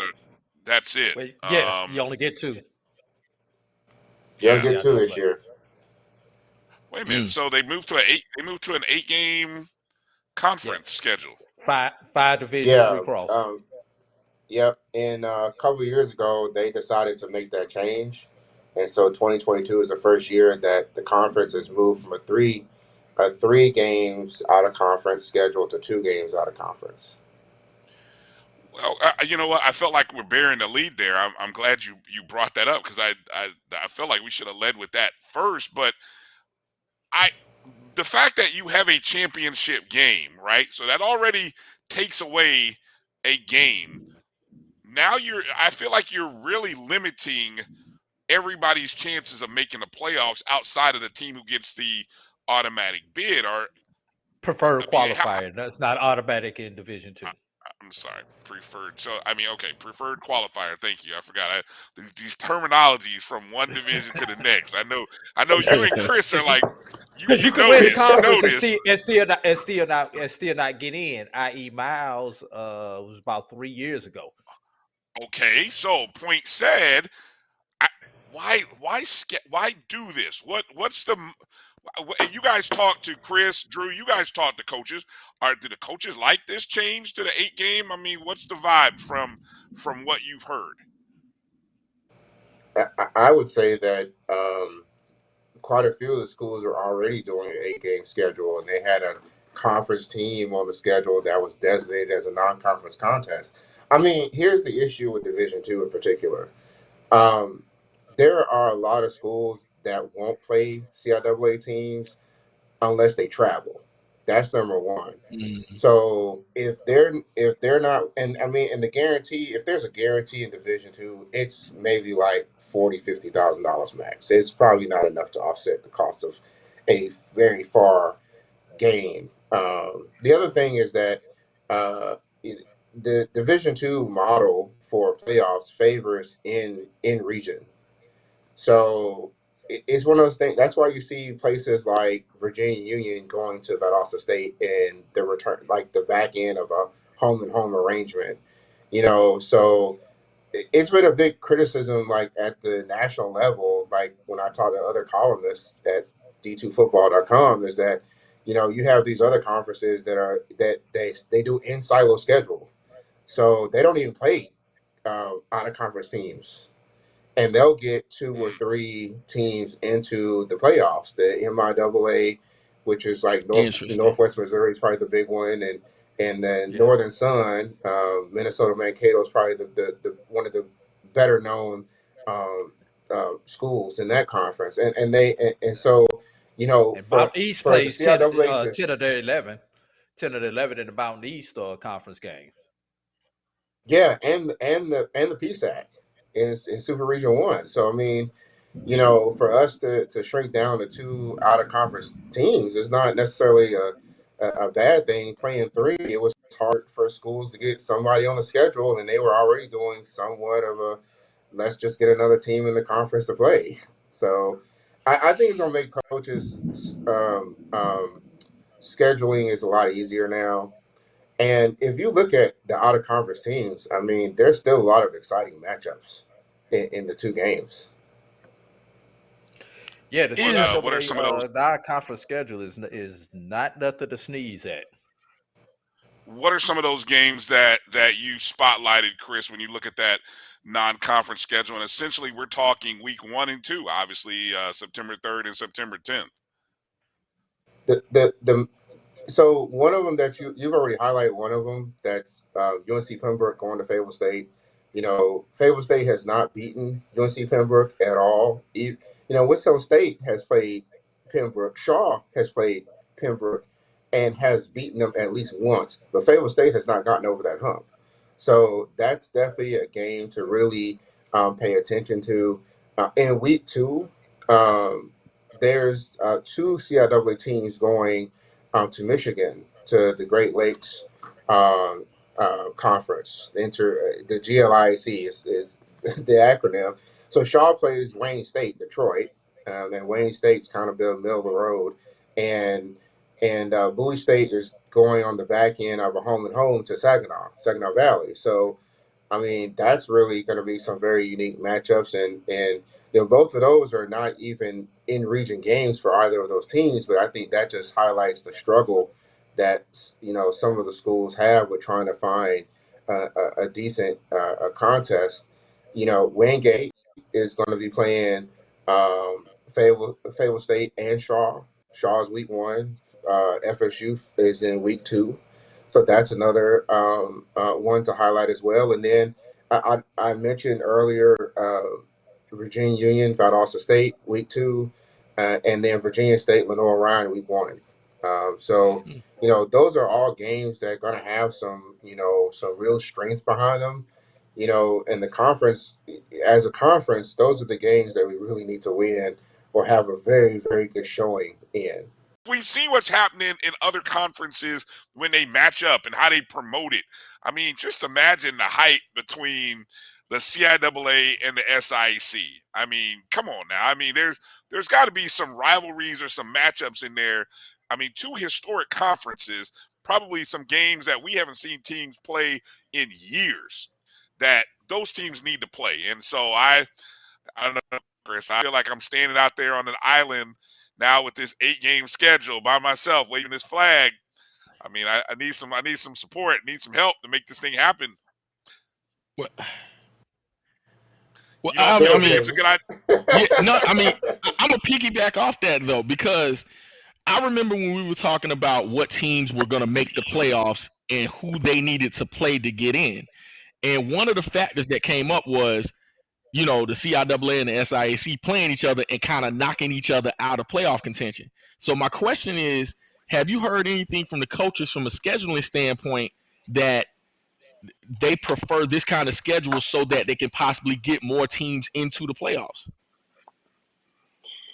I haven't heard anything about doing like a cross, inter-conference type deal. What I've heard from coaches is that they want to play the best, and that's not necessarily a slight on the SIAC. It's more of they want a measuring stick to see kind of where they are versus on a national scale, because the way that Bowie State has performed over the last 3 seasons, the way that Winston State performed at the early parts of the 2010s, that's the measuring stick that they're trying to use. And the other thing, though, is that coaches as a whole, they don't want their teams so beat up going into conference play. So there's this issue where, like Virginia Union, they play VOL, the first game. Now, whether that was because they really couldn't find an opponent or they wanted to, just get some reps in against a different right. I mean, right. Whether it's that, I really don't know. I haven't really asked, like Coach Parker or anybody, but it repeatedly on the record, there are a lot of teams that have just said, a lot of coaches have said, I want to see how we stack up against, some of these other schools outside of AA and really the SIAC. So that's kind of where, you kind of see that kind of going. There are some games between the two conferences. I mean, Allen's playing a couple. And for example, I think Benedict and Elizabeth City are playing week 1. So there are some games between the two conferences, but it's just not on a big scale. Chris, let me ask you this. I'm gonna take Brian's idea, but I'm gonna flip it a little bit. You know, you're allowed 11 games on the Division II level. Now, we know we got our championship games, SIAC, CIAA. But last year, I would have loved to have seen a possible Virginia Union and Savannah State play at that week 11 also, because Savannah State had a legitimate shot to still get to the playoffs, but needed maybe another game to show the committee something. Obviously, we thought it might have been Shaw, which would have been a good game regionally, but Shaw laid the egg against St. Aul the week before.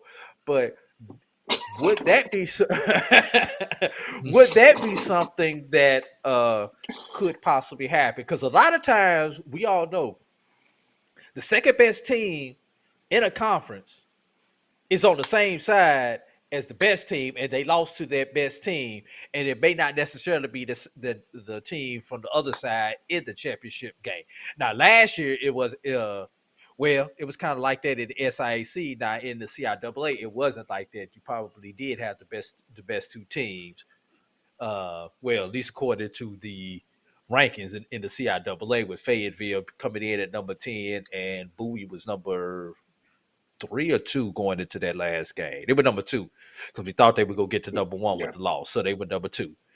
Now SIC totally different. Miles was out of the race, and Albany State was number 3, I believe, going into the last week. But you understand where I'm going with that question, Chris? Oh yeah. So if there's a hill for me to die on, it is that the CIAA needs to move to an 11-game schedule. And there's a model out there for that. The PSAC does something where they have a championship game in week 11, and everybody else does a crossover and play somebody else in the other division. So you end up having not 3 crossover games, but 4. So there's a model for that. You know, it could be where we return back to having 3 non-conference games and slide the schedule down to accommodate week 11 and insert in, you know, a CIAA SIAC challenge and do it that way. We could do it in week 11. There's so many ways to kind of pitch this. And also, if I were to tweak it, play the game on a Thursday night, right? Don't do it on That way, Friday. the championship game is still a solo game. Right. So, and you don't harm, you know, attendance. So, you know, do something like that where, you know, you can kind of maximize viewership. But, you know, yeah, all these other conferences that have 11 games give them an edge over the SIAC and the CIAA when it comes to playoffs. So, yeah, absolutely. And I mean, we've seen some of these teams get together when they do need that 11th game, you know, i.e. Tuskegee, Virginia State, back in 2016. So anything that could be done, especially in today's environment where it just highlights playing, you know, and raising the profile of the HBCU conference, I'm all for. And I think that, you know, a CIAA SIAC challenge is definitely the way to go. I think one of the biggest impediments is travel. I really do think that, you know, the dollars that have to go to travel is a hurdle. And then, you know, with the 11th game, you know, you're adding even more expense there too. So, you know, CIAA, remember, is still a basketball league. So, you know, you could be taking dollars away from something like that in order to put into football. And I just don't know what the temperature is for something like that. I certainly will have to ask around and see. True that. Hey, Chris, let me get you out of here with this. Your predicted order, north, south. Who do you have? Who's your team to come out of each division, and then maybe you may have already given it, but your dark horse team to pay attention to from each division. I won't ask you to go so far as say who's going to win it all because it's real early. Well, it's still actually kind of early to see who's going to truly win the division. So I'm going to withhold on that one for now because rosters haven't come out, and I've started looking at those a little bit closer. But I will leave you with this. I do have a couple of dark horses that I'm watching very closely. In their CIAA South, it will be Shaw. I don't really think that they're that dark of a horse. It's a bit obvious. But I am really watching Johnson C. Smith because, I do think that they're going to be putting in some pieces in place to kind of they've always been kind of like this upset alert type of team. There's one game a year where they kind of, just come out there and they've been as close as Shaw to upset Fayetteville State. Early on in last season, they were up, in the first quarter, and both teams had scored like twice. And before that, they almost upset Fayetteville State. It was like 35-34, something like that. So they are my dark horse to see what kind of noise they can make in the Southern Division. In the Northern Division, my dark horse is Virginia State because, yes, they lost Reggie Barlow, but then they're bringing in, somebody who can be very offensive minded, and Henry Frazier. They're going to be revamping the quarterback position. It seems like there's quite a few of those quarterbacks from last season are no longer there, is my understanding. And they've got a pretty stable running back core. You look at Kemo Clark, you look at Darius Hagens, who people just can't seem to tackle very well. Upton Bailey, quite a few of those guys are there, and it's been really interesting to see kind of what they do this year. But yeah, they will be sort of my dark horse. And Virginia State's getting new turf. So, I mean, look, if that doesn't excite you, come on now. Come on. I'm all for it. More field turf. Hey, don't forget about Livingstone. Don't forget about Livingstone too. What are we calling that Livingstone has? The Smurf turf? Or is it, that's already kind of been used, but what else is there? The blue MF turf. Patch. What you call Well, there you go, Drew. Well said. Okay. You can find Chris on Twitter at D2KFerg, F-E-R-G. And, of course, on D2Football.com is where you can find him. You can also find his articles on HBCU Game Day. Chris Ferguson, great follow, especially if you want to stay up with the CIAA, and especially on game day. You almost need a separate feed for Chris on game days because nobody does in-game tweeting of CIAA football better than Chris. So the man is everywhere covering everything. So always a good follow. Chris, we know we'll talk again. I appreciate you coming in and joining us tonight, as always. And let's have a good, fun season in the CIAA, all right? Yeah, looking forward to it. It's going to be a wild and crazy one this year. All right. We'll be back in just a moment. You're watching the BCSN Sports Wrap, and we'll be back in just a moment.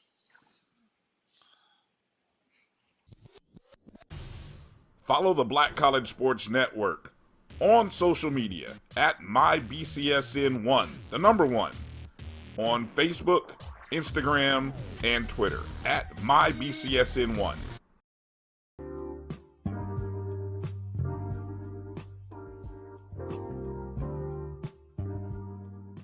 This is the BCSN Pod Zone, your place for the news, views, and conversations about all things related to HBCU athletics.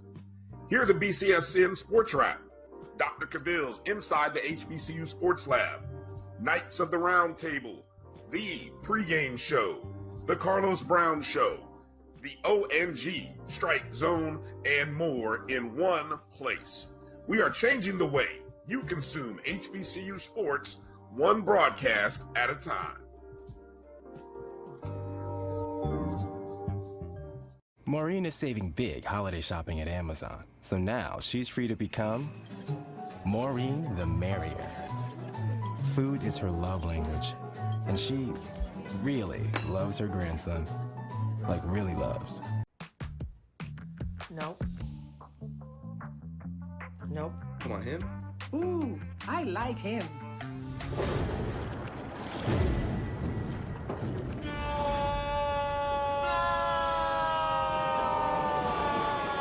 Quick, the quicker picker-upper. Bounty picks up messes quicker, and each sheet is 2 times more absorbent, so you can use less. He's an 8. He's a 9. Bounty, the quicker picker-upper.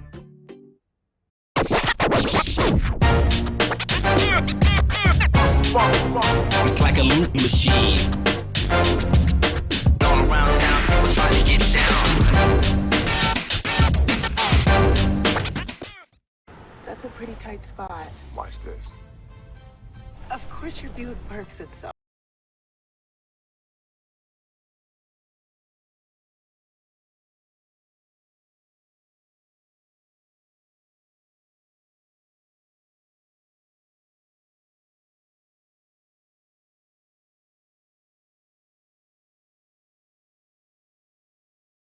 It fits your life, because at the heart of every Buick SUV is you. You see, Head & Shoulders has scalp shield technology, protects against flakes, even between washes. It's never not working. Kind of like us. Number 15? Never not working! I don't like this one. Me neither. Let's get out of here. Head & Shoulders scalp shield, never not working. Are you ready? It's time. The inaugural Urban NerdCon is coming to Montgomery, Alabama, July 29th through the 31st. Blurs, nerds, and geeks from across the universe will converge on the capital city to see celebrity guests such as The Last Dragon, Timok, Megan Tandy, and voice actor Dave Fennoy. Hey, how you doing? I'm voice actor Dave Fennoy with a shout out to all my geeks, freaks, and urban nerds.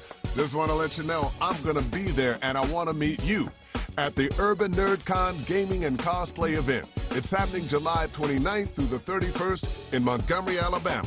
Hope you want to meet me as much as I want to meet you. So join us by visiting theurbannerdcon.net for ticket and vendor information. This will be the premier blurred event in the universe. Theurbannerdcon.net. Our heroes, our villains, our stories, everyone's con. See you there.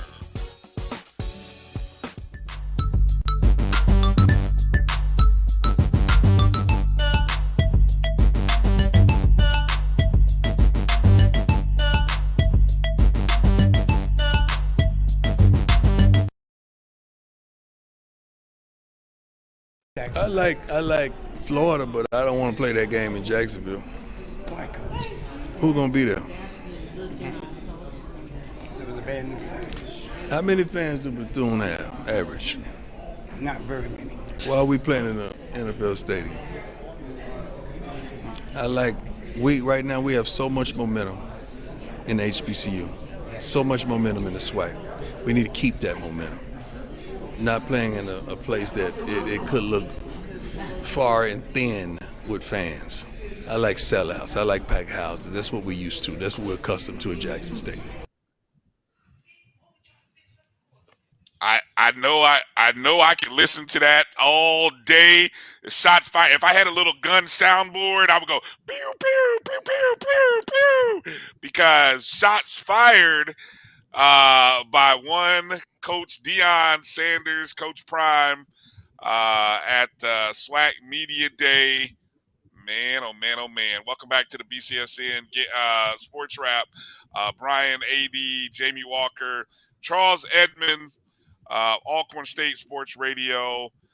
So Charles, that was, I consider that our viral moment of the SWAC Media Day. You know, we talked about at the beginning of our broadcast who would supply the viral moment of the week. And once again, he serves it up on a platter for us.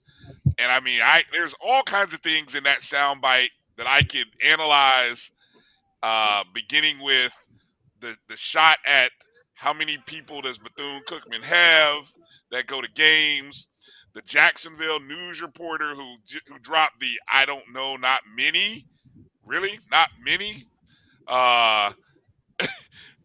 Charles, your thoughts as you hear that. Hopefully you get it. You did hear it. I did hear it. We've had this, and I'll just make a comparison. We've had this situation here at Alcorn where there are people who felt like if the game is bigger than what our stadium can hold, we should move it. For example, Jackson State. Years ago, there was talk about maybe we should play the game instead of in Lorman, you should play it in Jackson where it's 60,000 people. Well, Jackson's not our home stadium. It's Jack Spinks Marino Castle Stadium is our home stadium. So for Coach Sanders I understand what he's saying in terms of playing in an NFL stadium where it's cavernous. I think that's the right word. But if Bethune-Cookman chooses to move that game to Jacksonville, that is their choice. I think they feel like there's more people that would be there, perhaps. It's a risk because how many people and you all know this better than me being in Florida. For me, I don't have an issue with it myself. I think what he's saying is he wants to see that facility down there in Daytona, and I was there last year. He wants to see it packed. He feels like if it's in an NFL stadium, very few people are going to show up. It's going to be spaced out. I don't have a problem with it, but it's not his call to make.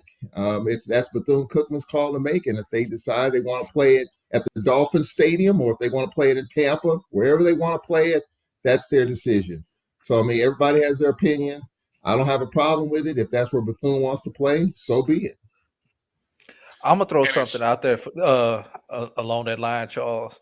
I actually looked at the schedule for that particular weekend.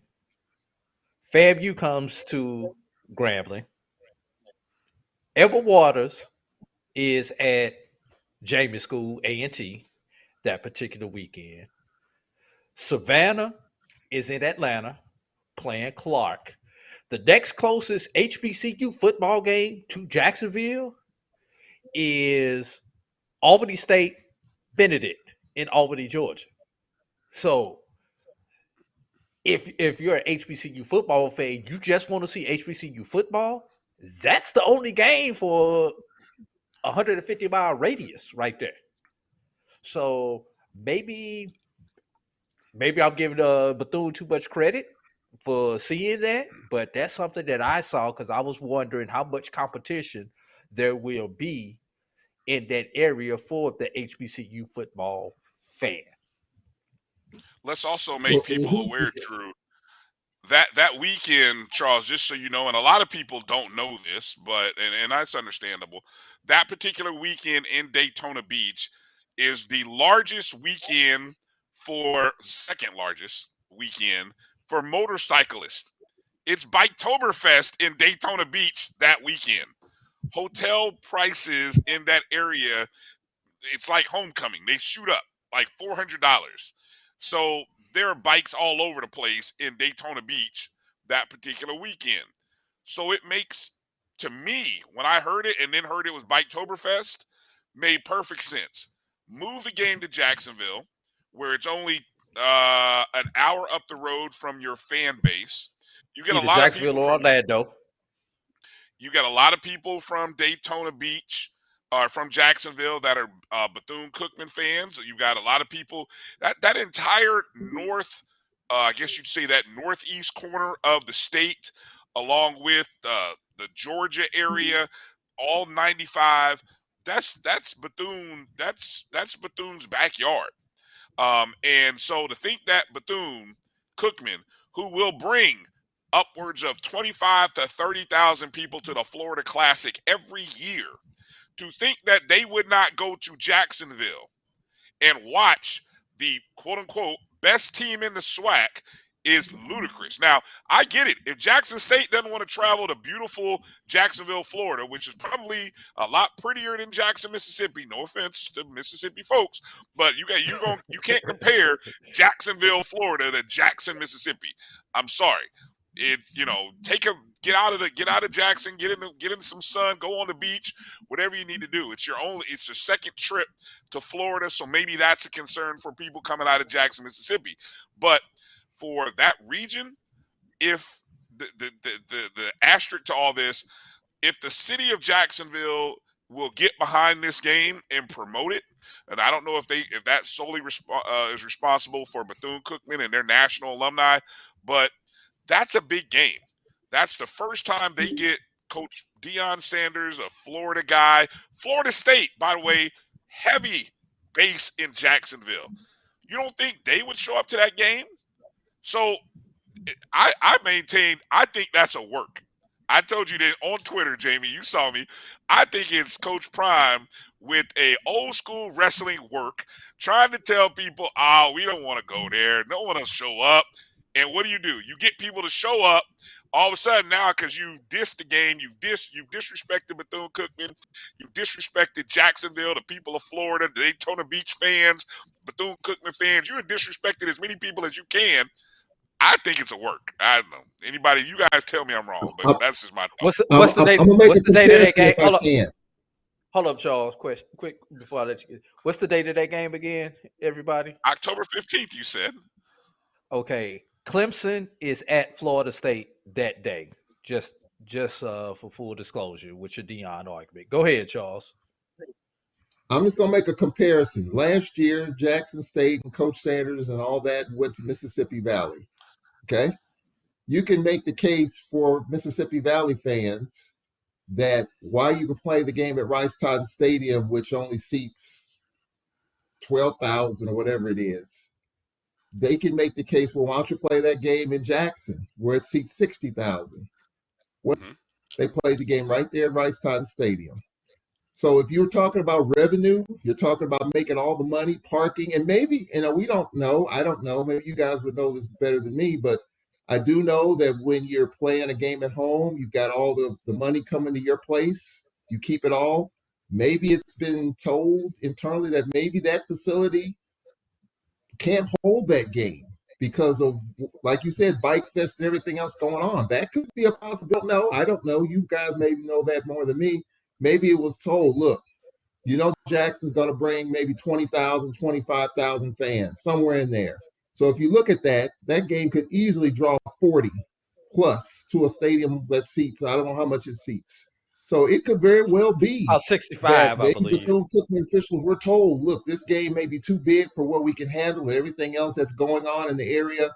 Maybe you can look at perhaps not demanding it, but maybe perhaps look at a bigger venue that can possibly hold the game. And Jacksonville, as you said, I don't know how far it was from Daytona to Jacksonville. It's an hour and a half.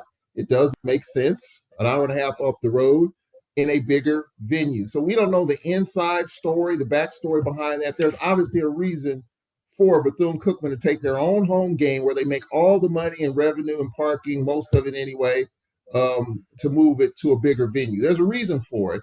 I like to know what that is because I don't think they would just jump and do it if there was no reason to. Because for me, I've seen this here in Mississippi where we play Jackson State and Southern at our place. There's talk of, well, Alcorn State Spinks can't hold the game. We put in portable bleach. We do what we have to do, and the stadium is absolutely crammed. But yet we had the game. So I like to know what the inside story is. We may know that. But to me, that's kind of what I'm feeling. That maybe there was, maybe a little prodding of moving the game because maybe the stadium and everything that's around it can't handle it because of the enormity potentially of this game. Well, I will be trying to investigate and find out. This may be one of the few times I will be pro BCU. You'll never see me be pro BCU. on this matter, I'm pro BCU 100%. Jamie, what do you got for Charles? Charles, I know that of course you're down there in the reservation and just know everything that's going on. How is Coach Mcnair's attitude towards the season so far? What kind of vibe do you get from him? Oh man, Coach Mcnair is about as intense to me as it can possibly be. Now he's relaxed a little bit now that his players are on campus and working out and conditioning right now. But in the spring, he was about as focused as I can tell because of the fact that we didn't have a great season. We had a winning season, but it wasn't a great season. So he's from the spring, he was determined and focused to get this thing back to where it needs to be. His attitude right now is, hey, let's get fall camp started. We got another week of summer school and summer conditioning. They have one day off between the end of the summer session and fall camp. One day. He told me that the other day at media day. I didn't know that. I thought they might have a weekend or something. They got one day. So you might as well say the start of the season is here for the Braves.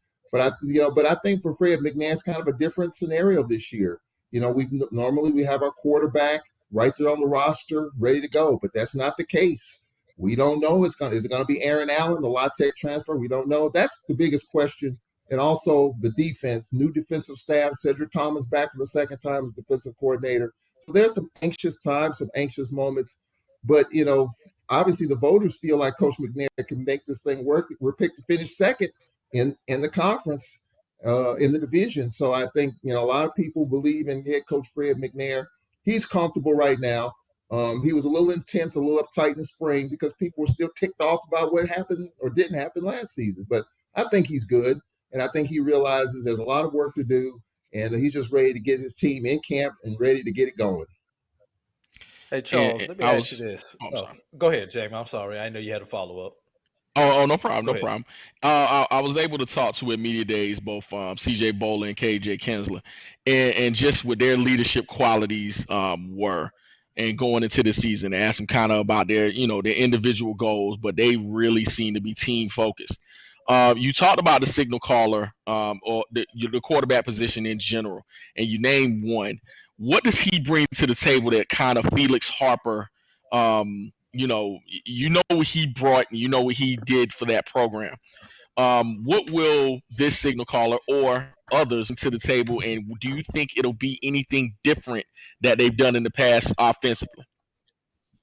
Well, right now, the quarterback competition, of course, in coach speak is wide open, but I think it's a two-man race at this point. You have Aaron Allen. We've talked about him, the Louisiana Tech transfer, big kid, big arm. He can push the ball down the field.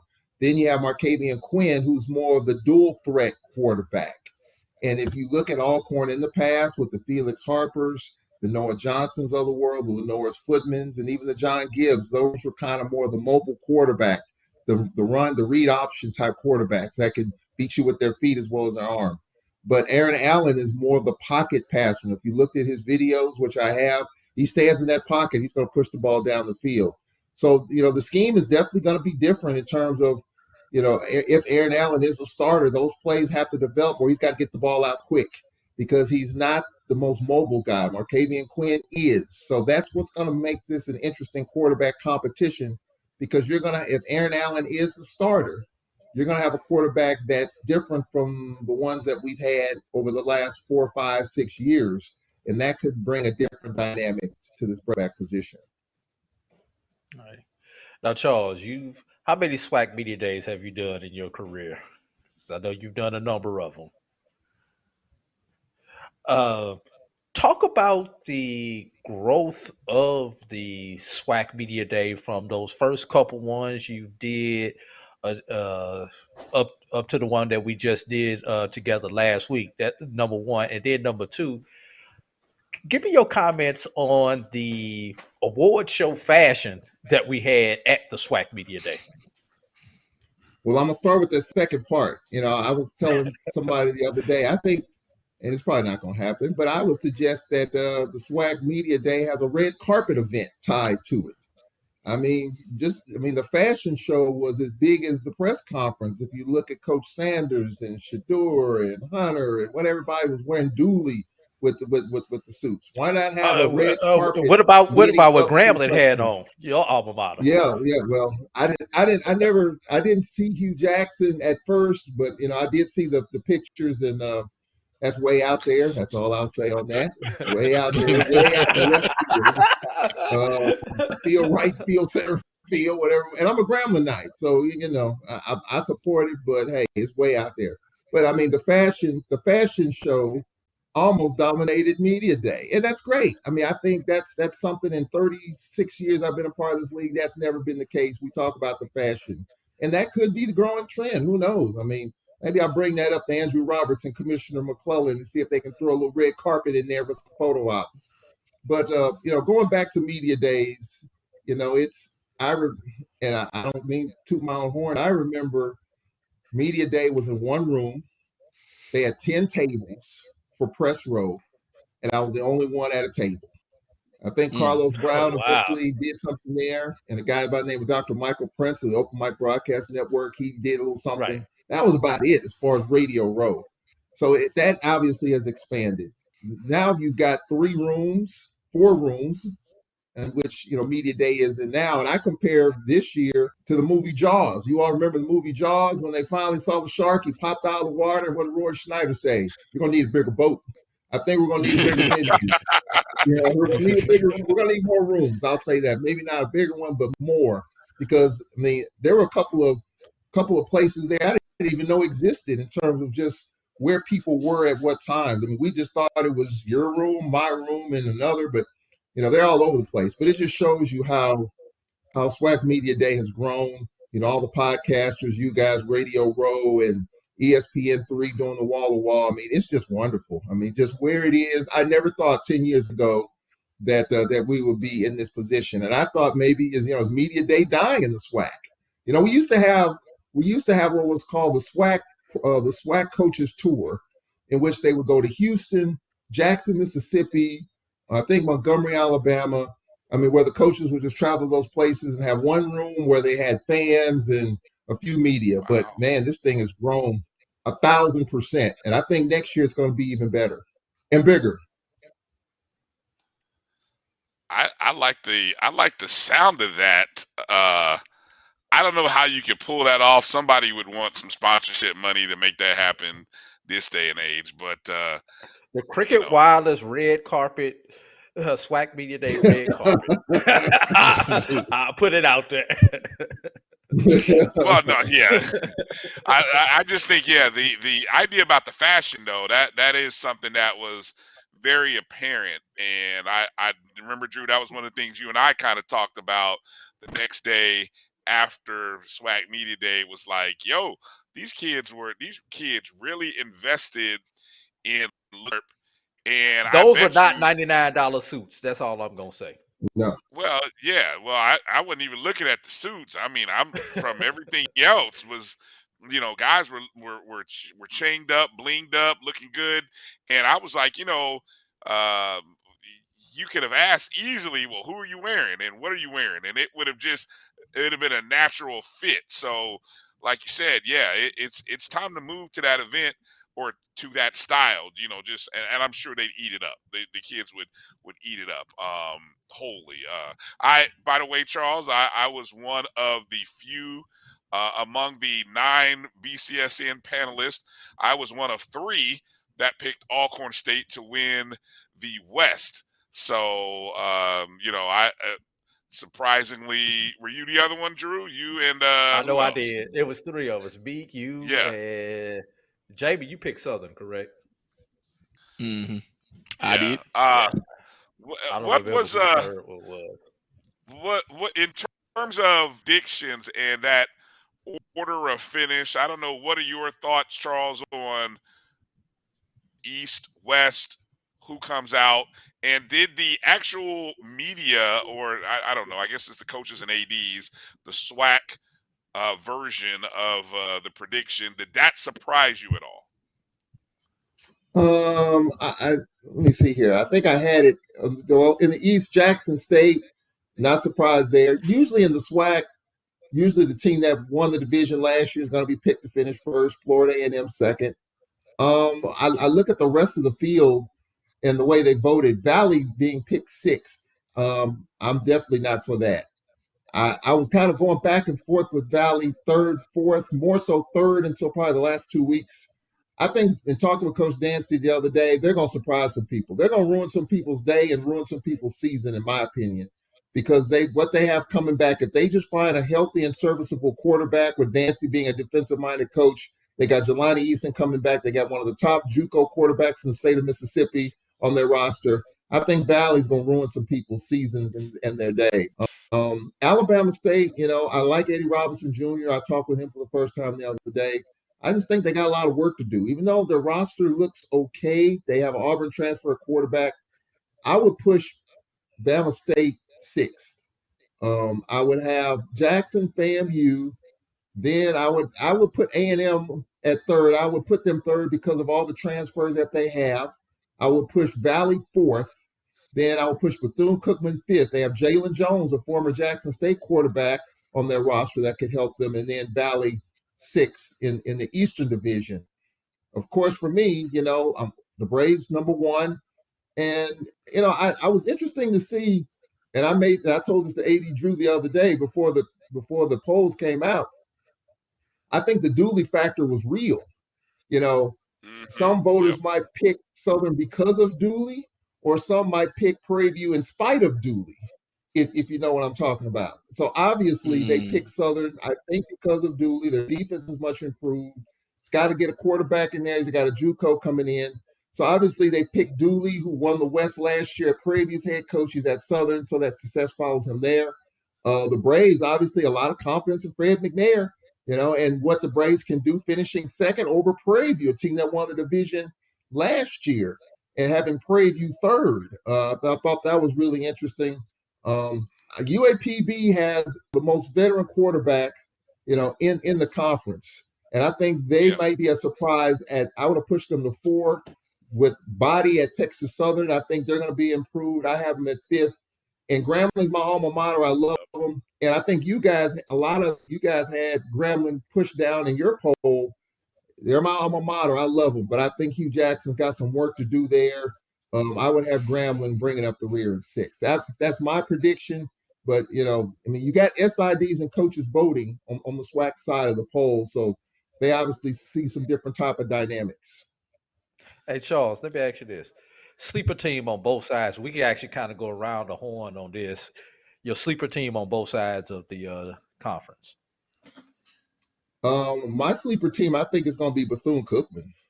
They didn't play football. There was a time in which, they had a long layoff. And when I saw the schedule last year, and I didn't know when we were playing Bethune until media day last year. And I saw we were playing them in November, and the time I said, that could be a trap game for sure. And sure enough, we blew a 17-point lead and lost that game.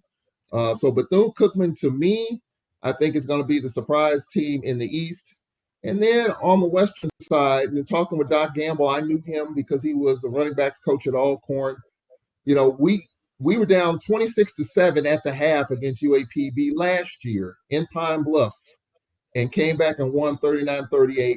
Pine Bluff was, to me, and I asked Coach Gamble this the other day, do you think that game took all the air out of your sails? And he didn't say it, but his body language said, yeah, I think we weren't really the same team. I think they're about as determined with a veteran fifth-year quarterback who's been there since Skylar Perry since 2018. I think Pine Bluff could be the surprise team in the West to me. What about you, Jay? What, just in relation to just sleeper teams? My sleeper teams, I said at media day, Grambling, if they could get the signal caller position solidified, and only because they had a decent defense last year, and I think, but continuity has always been the dark horse thing with me. I'm a firm believer in continuity. If you had, you can bring in all these new pieces, but how fast can you get them to gel and work together? So in the West, Grambling, you got a veteran coach who spent time. He's unlike, other coaches coming from the NFL into the HBCU ranks. That year at Tennessee State, he kind of, understood the lay of the land. So I think he's a little more advanced than you would think. So I think if they can get the quarterback position solidified, I think they could be a sleeper. Even though you see, it's the G. In the East, I would say Valley as well, because I think you're talking about. I've always said Vincent Danzy was a superstar in relation to coaching. I just think he's one of those. He reminds me of Buddy Pugh in the sense of you're talking about what you don't have, but I'm gonna make it work regardless. So I think they are gonna slip up on some people. So I think they would be my dark horse. Regardless of record, I think they're gonna make some teams worry. So yeah, I would say those two squads. For me, in the West, I've got Texas Southern. Texas Southern kind of reminds me of Alabama A&M during that spring 21 season.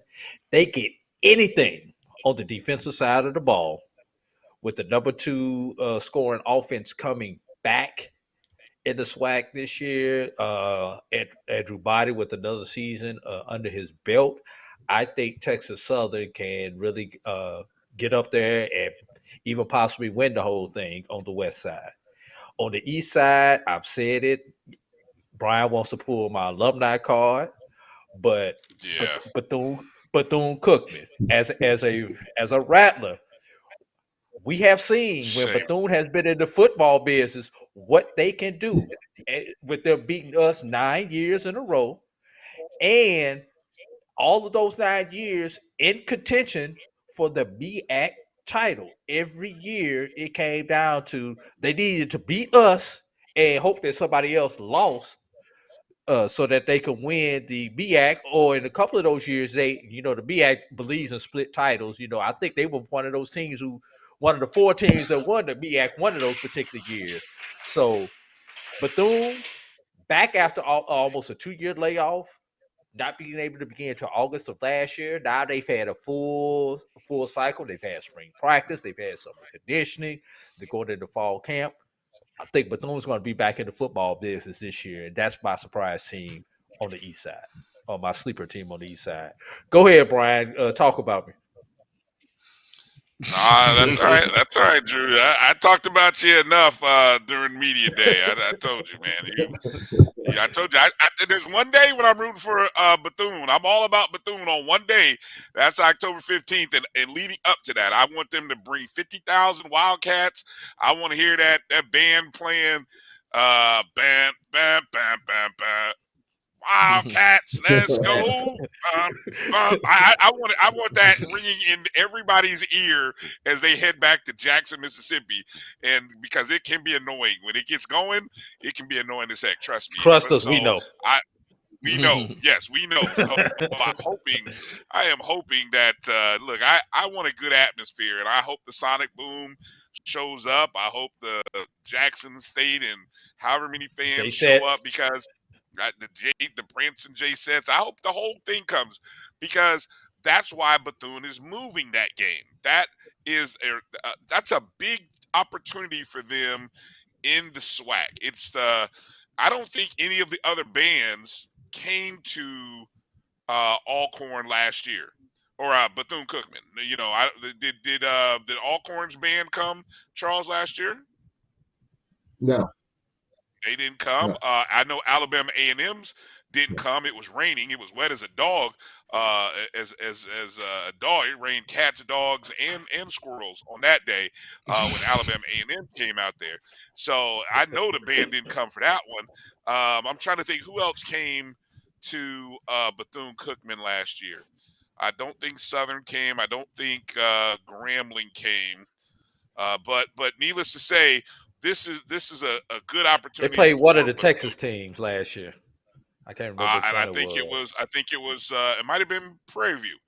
It might have been Prairie View. But they don't think they brought their band either. So what I'm saying is that's a big venue, big opportunity. And I hope the city of Jacksonville, I'm going to make some calls and find out. I want the city of Jacksonville to get behind that game.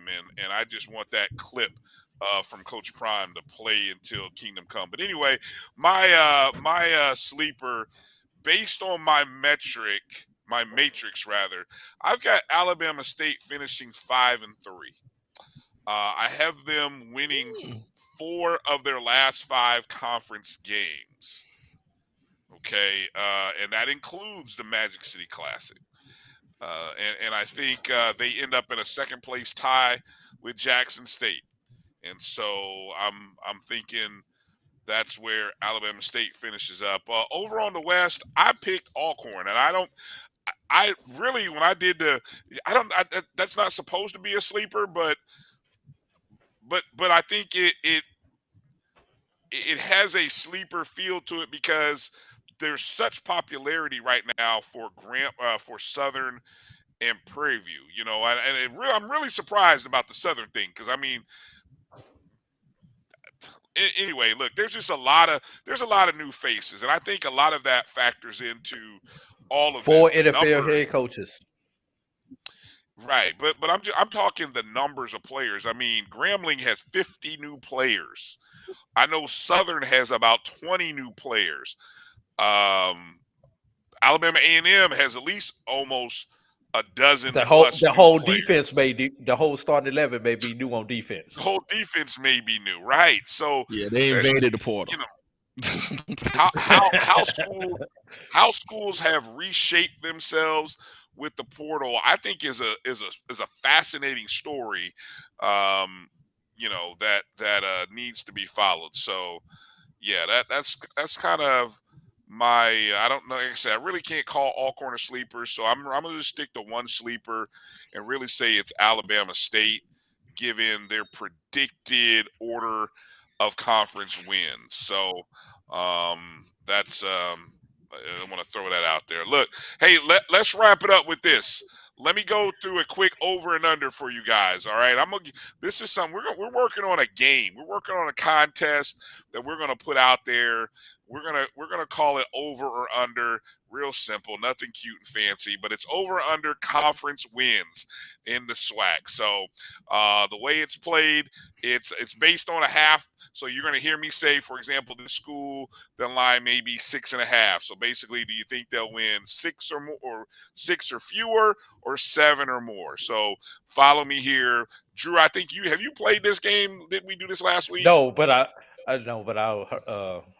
heard. Okay, I think so I produced it. I want you to listen to my lines. Listen to the lines, Drew, and you tell me whether I think I did this on the O&G. That's where. So this is Yes. I've had a chance to refresh the numbers here. All right, so I'll just go around the horn here. I'll call the school. I'll put the line, and you tell me whether it's over or under. All right, we're gonna start with Florida A&M, 6.5. Now, Jamie, is this conference or total? this is conference only. Conference only. Okay, thank The you. line for FAMU, 6.5. Jamie, Over. Charles, Under. Ooh. just threw me for a loop there. Sorry. Pardon me. I'm stuck now. Can I explain that a little bit? Because I'd love to hear you. I'd love to hear you explain that. Okay. Well, I didn't really see FAMU's schedule until media day. Okay, they don't open up with Jackson State. They open up with North Carolina. That game Again, right remember, there. this is conference. This is conference games. Conference games only. My point is, you open up by playing up. How you come out of that game could very well determine how it happens the rest of the way. Okay? So the reason why I say that, and I thought they opened up with Jackson, but they don't. So how you come out of that game, if that game, as they say, broke up, under. If they come out of that game none the worse for wear, over. But right now, and I love Willie Simmons, but I think that's a tough way to start with Jackson right behind Carolina. I'm gonna say under.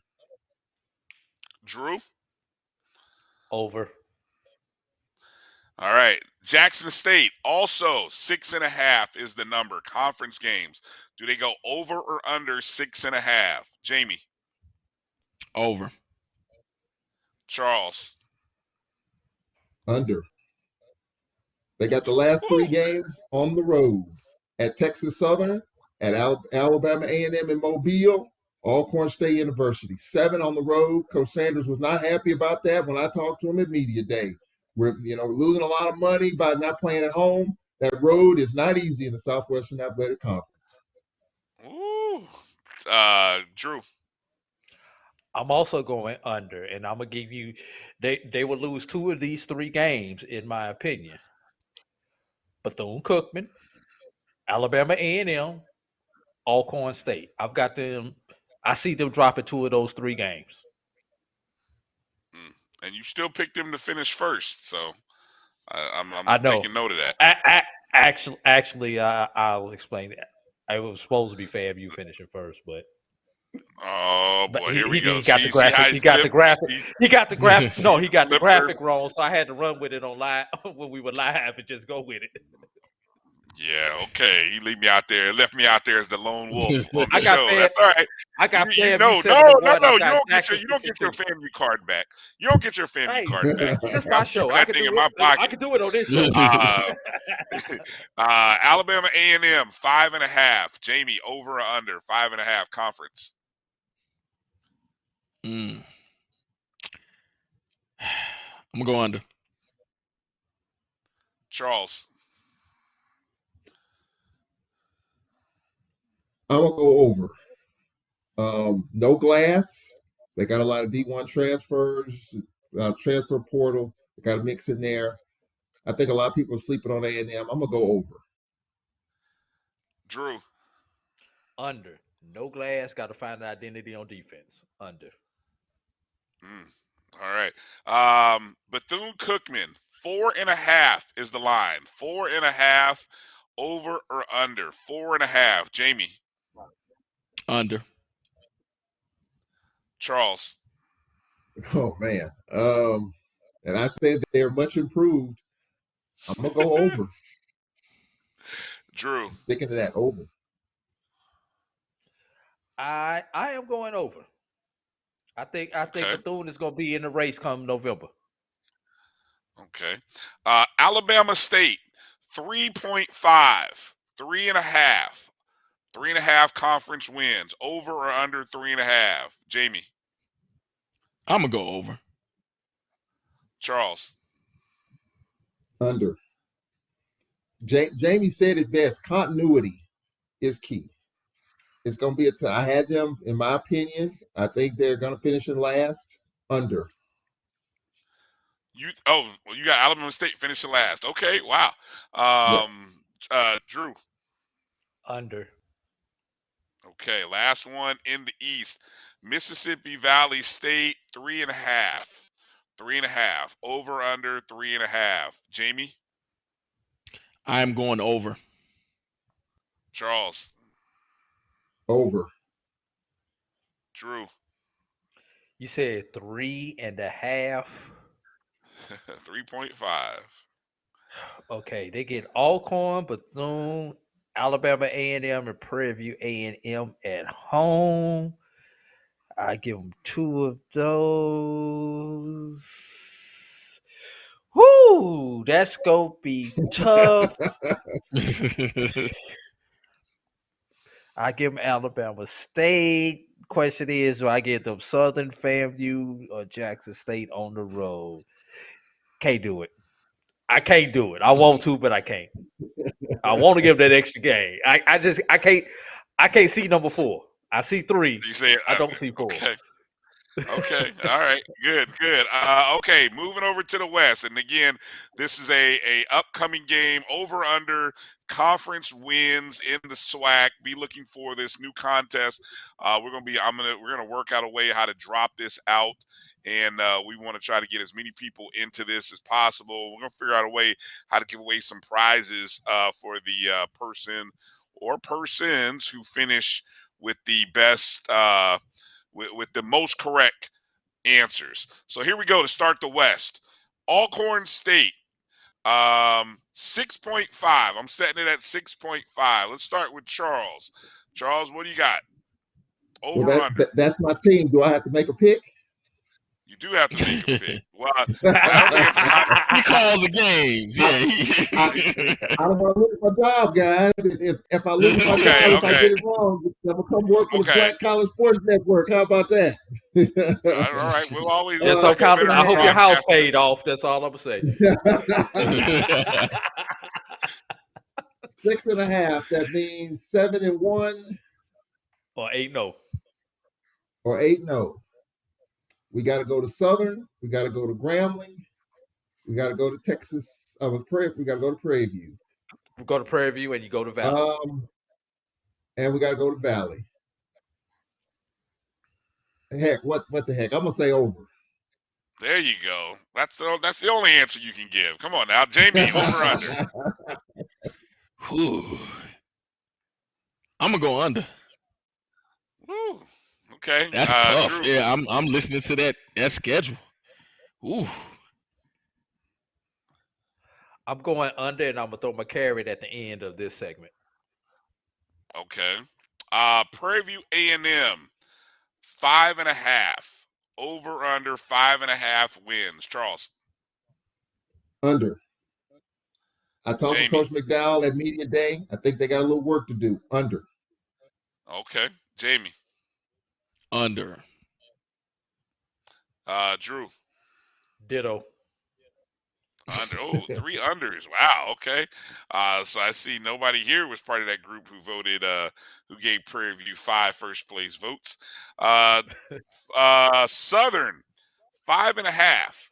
5.5. Over under 5.5. Charles. Over. Jamie. Over. Drew.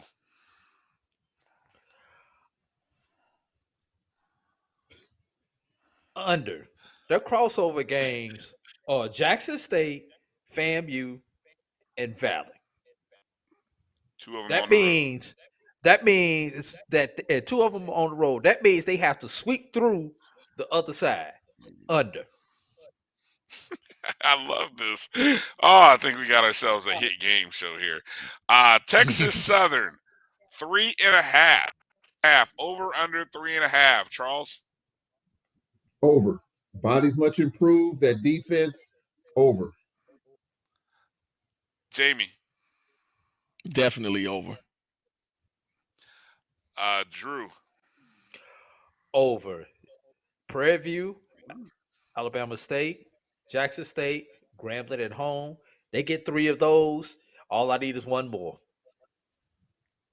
Interesting. All right. Grambling State 3.5. Grambling State 3.5. Charles, your alma mater. What do you got? Grambling's my alma mater. I love you, Grambling. I was told Hugh Jackson's gonna have 6 quarterbacks on the roster. We talked about continuity. I'm gonna say Kinda hard under. with 6. I'm gonna say under. They got a lot of work to do, and I know Hugh Jackson and his history, quarterback guru, all that. They got good defense, but they got to find a quarterback. Under. We got to start evaluating these quarterback guru tags that people have been getting. You know, I'm just anyway. Let me get off of that for a second. Jamie, over under, over under 3.5. I'm gonna say over. That was my dark horse pick, so yeah, to be improved. So I'm gonna go over. I'm gonna say it. Stick with him. Drew.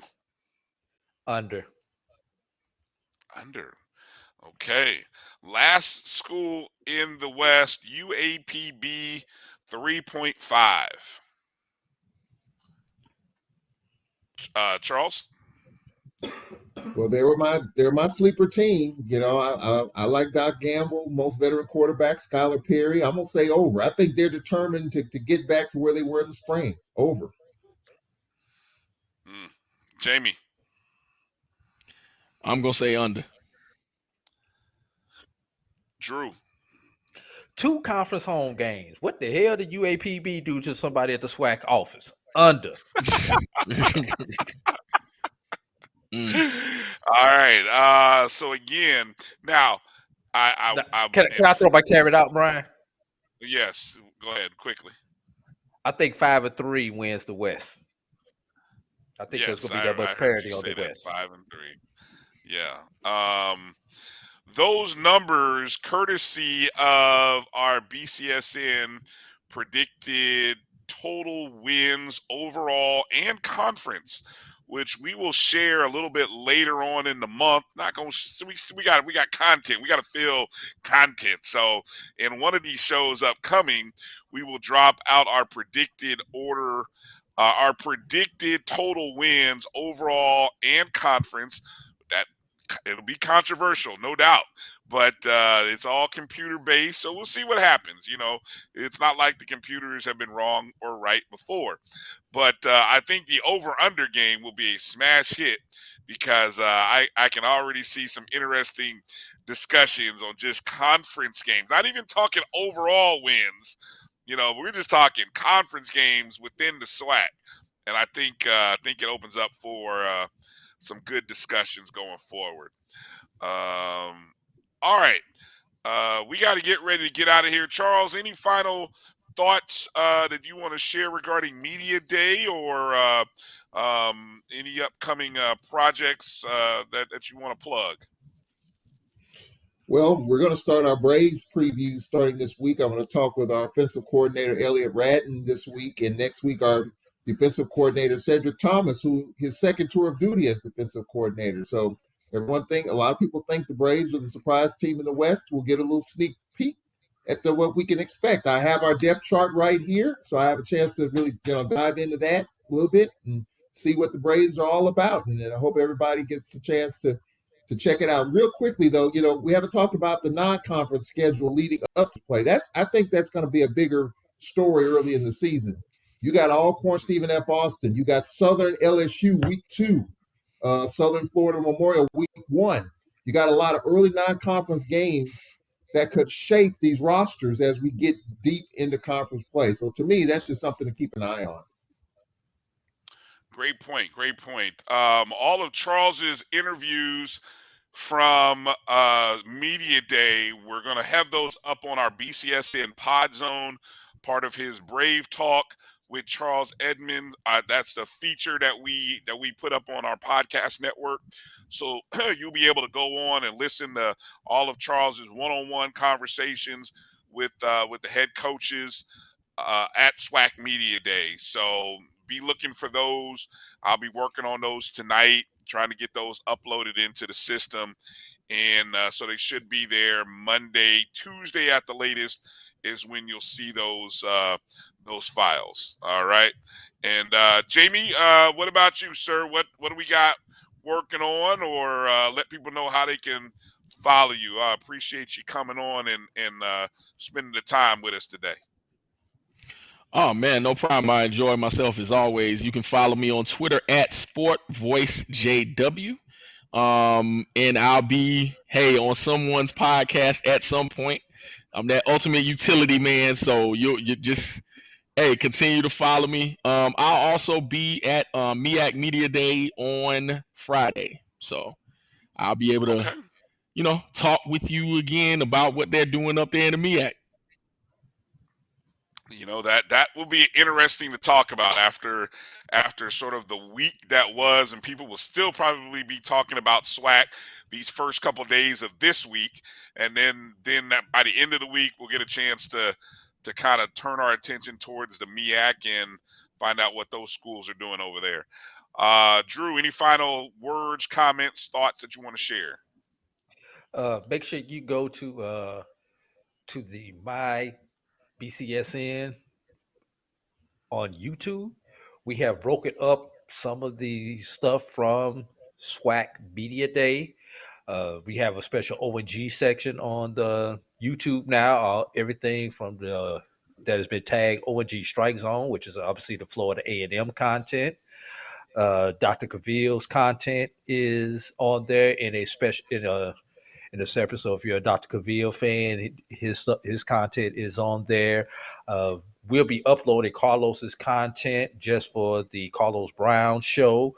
So Jamie, I haven't got to yours yet, but I'm pulling your stuff out. So we're just pulling out by different people who were there, and the SportsWrap stuff that Brian and I did will be up there also. So if you're a fan of any one of our particular personalities here at the Black College Sports Network, you'll be able to go on and see what that individual person did at SWAC Media Day and kind of follow their coverage and their style of coverage for the Media Day.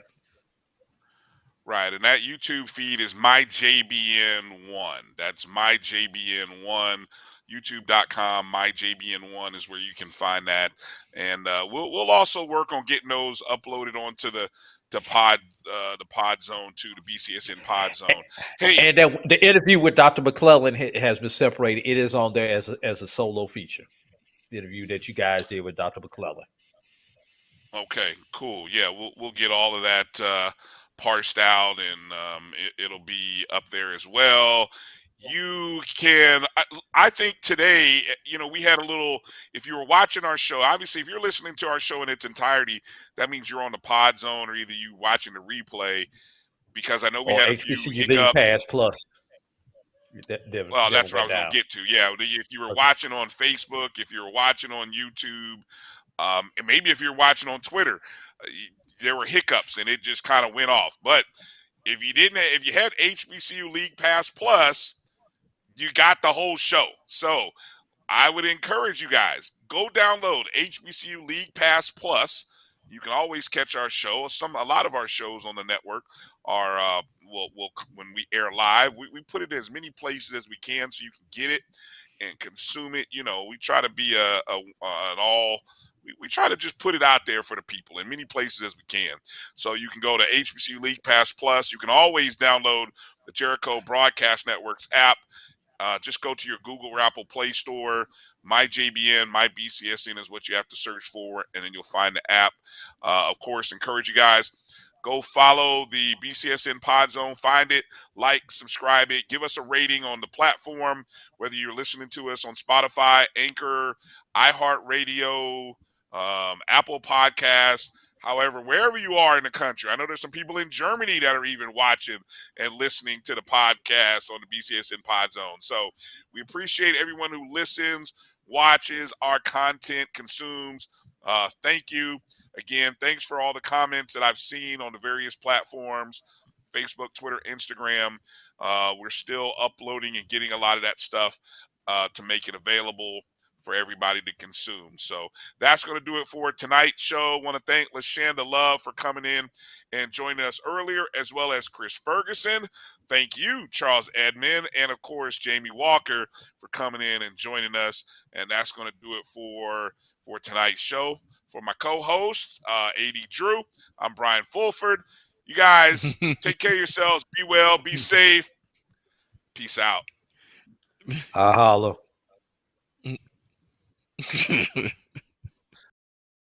But earmuff, you stay on hard.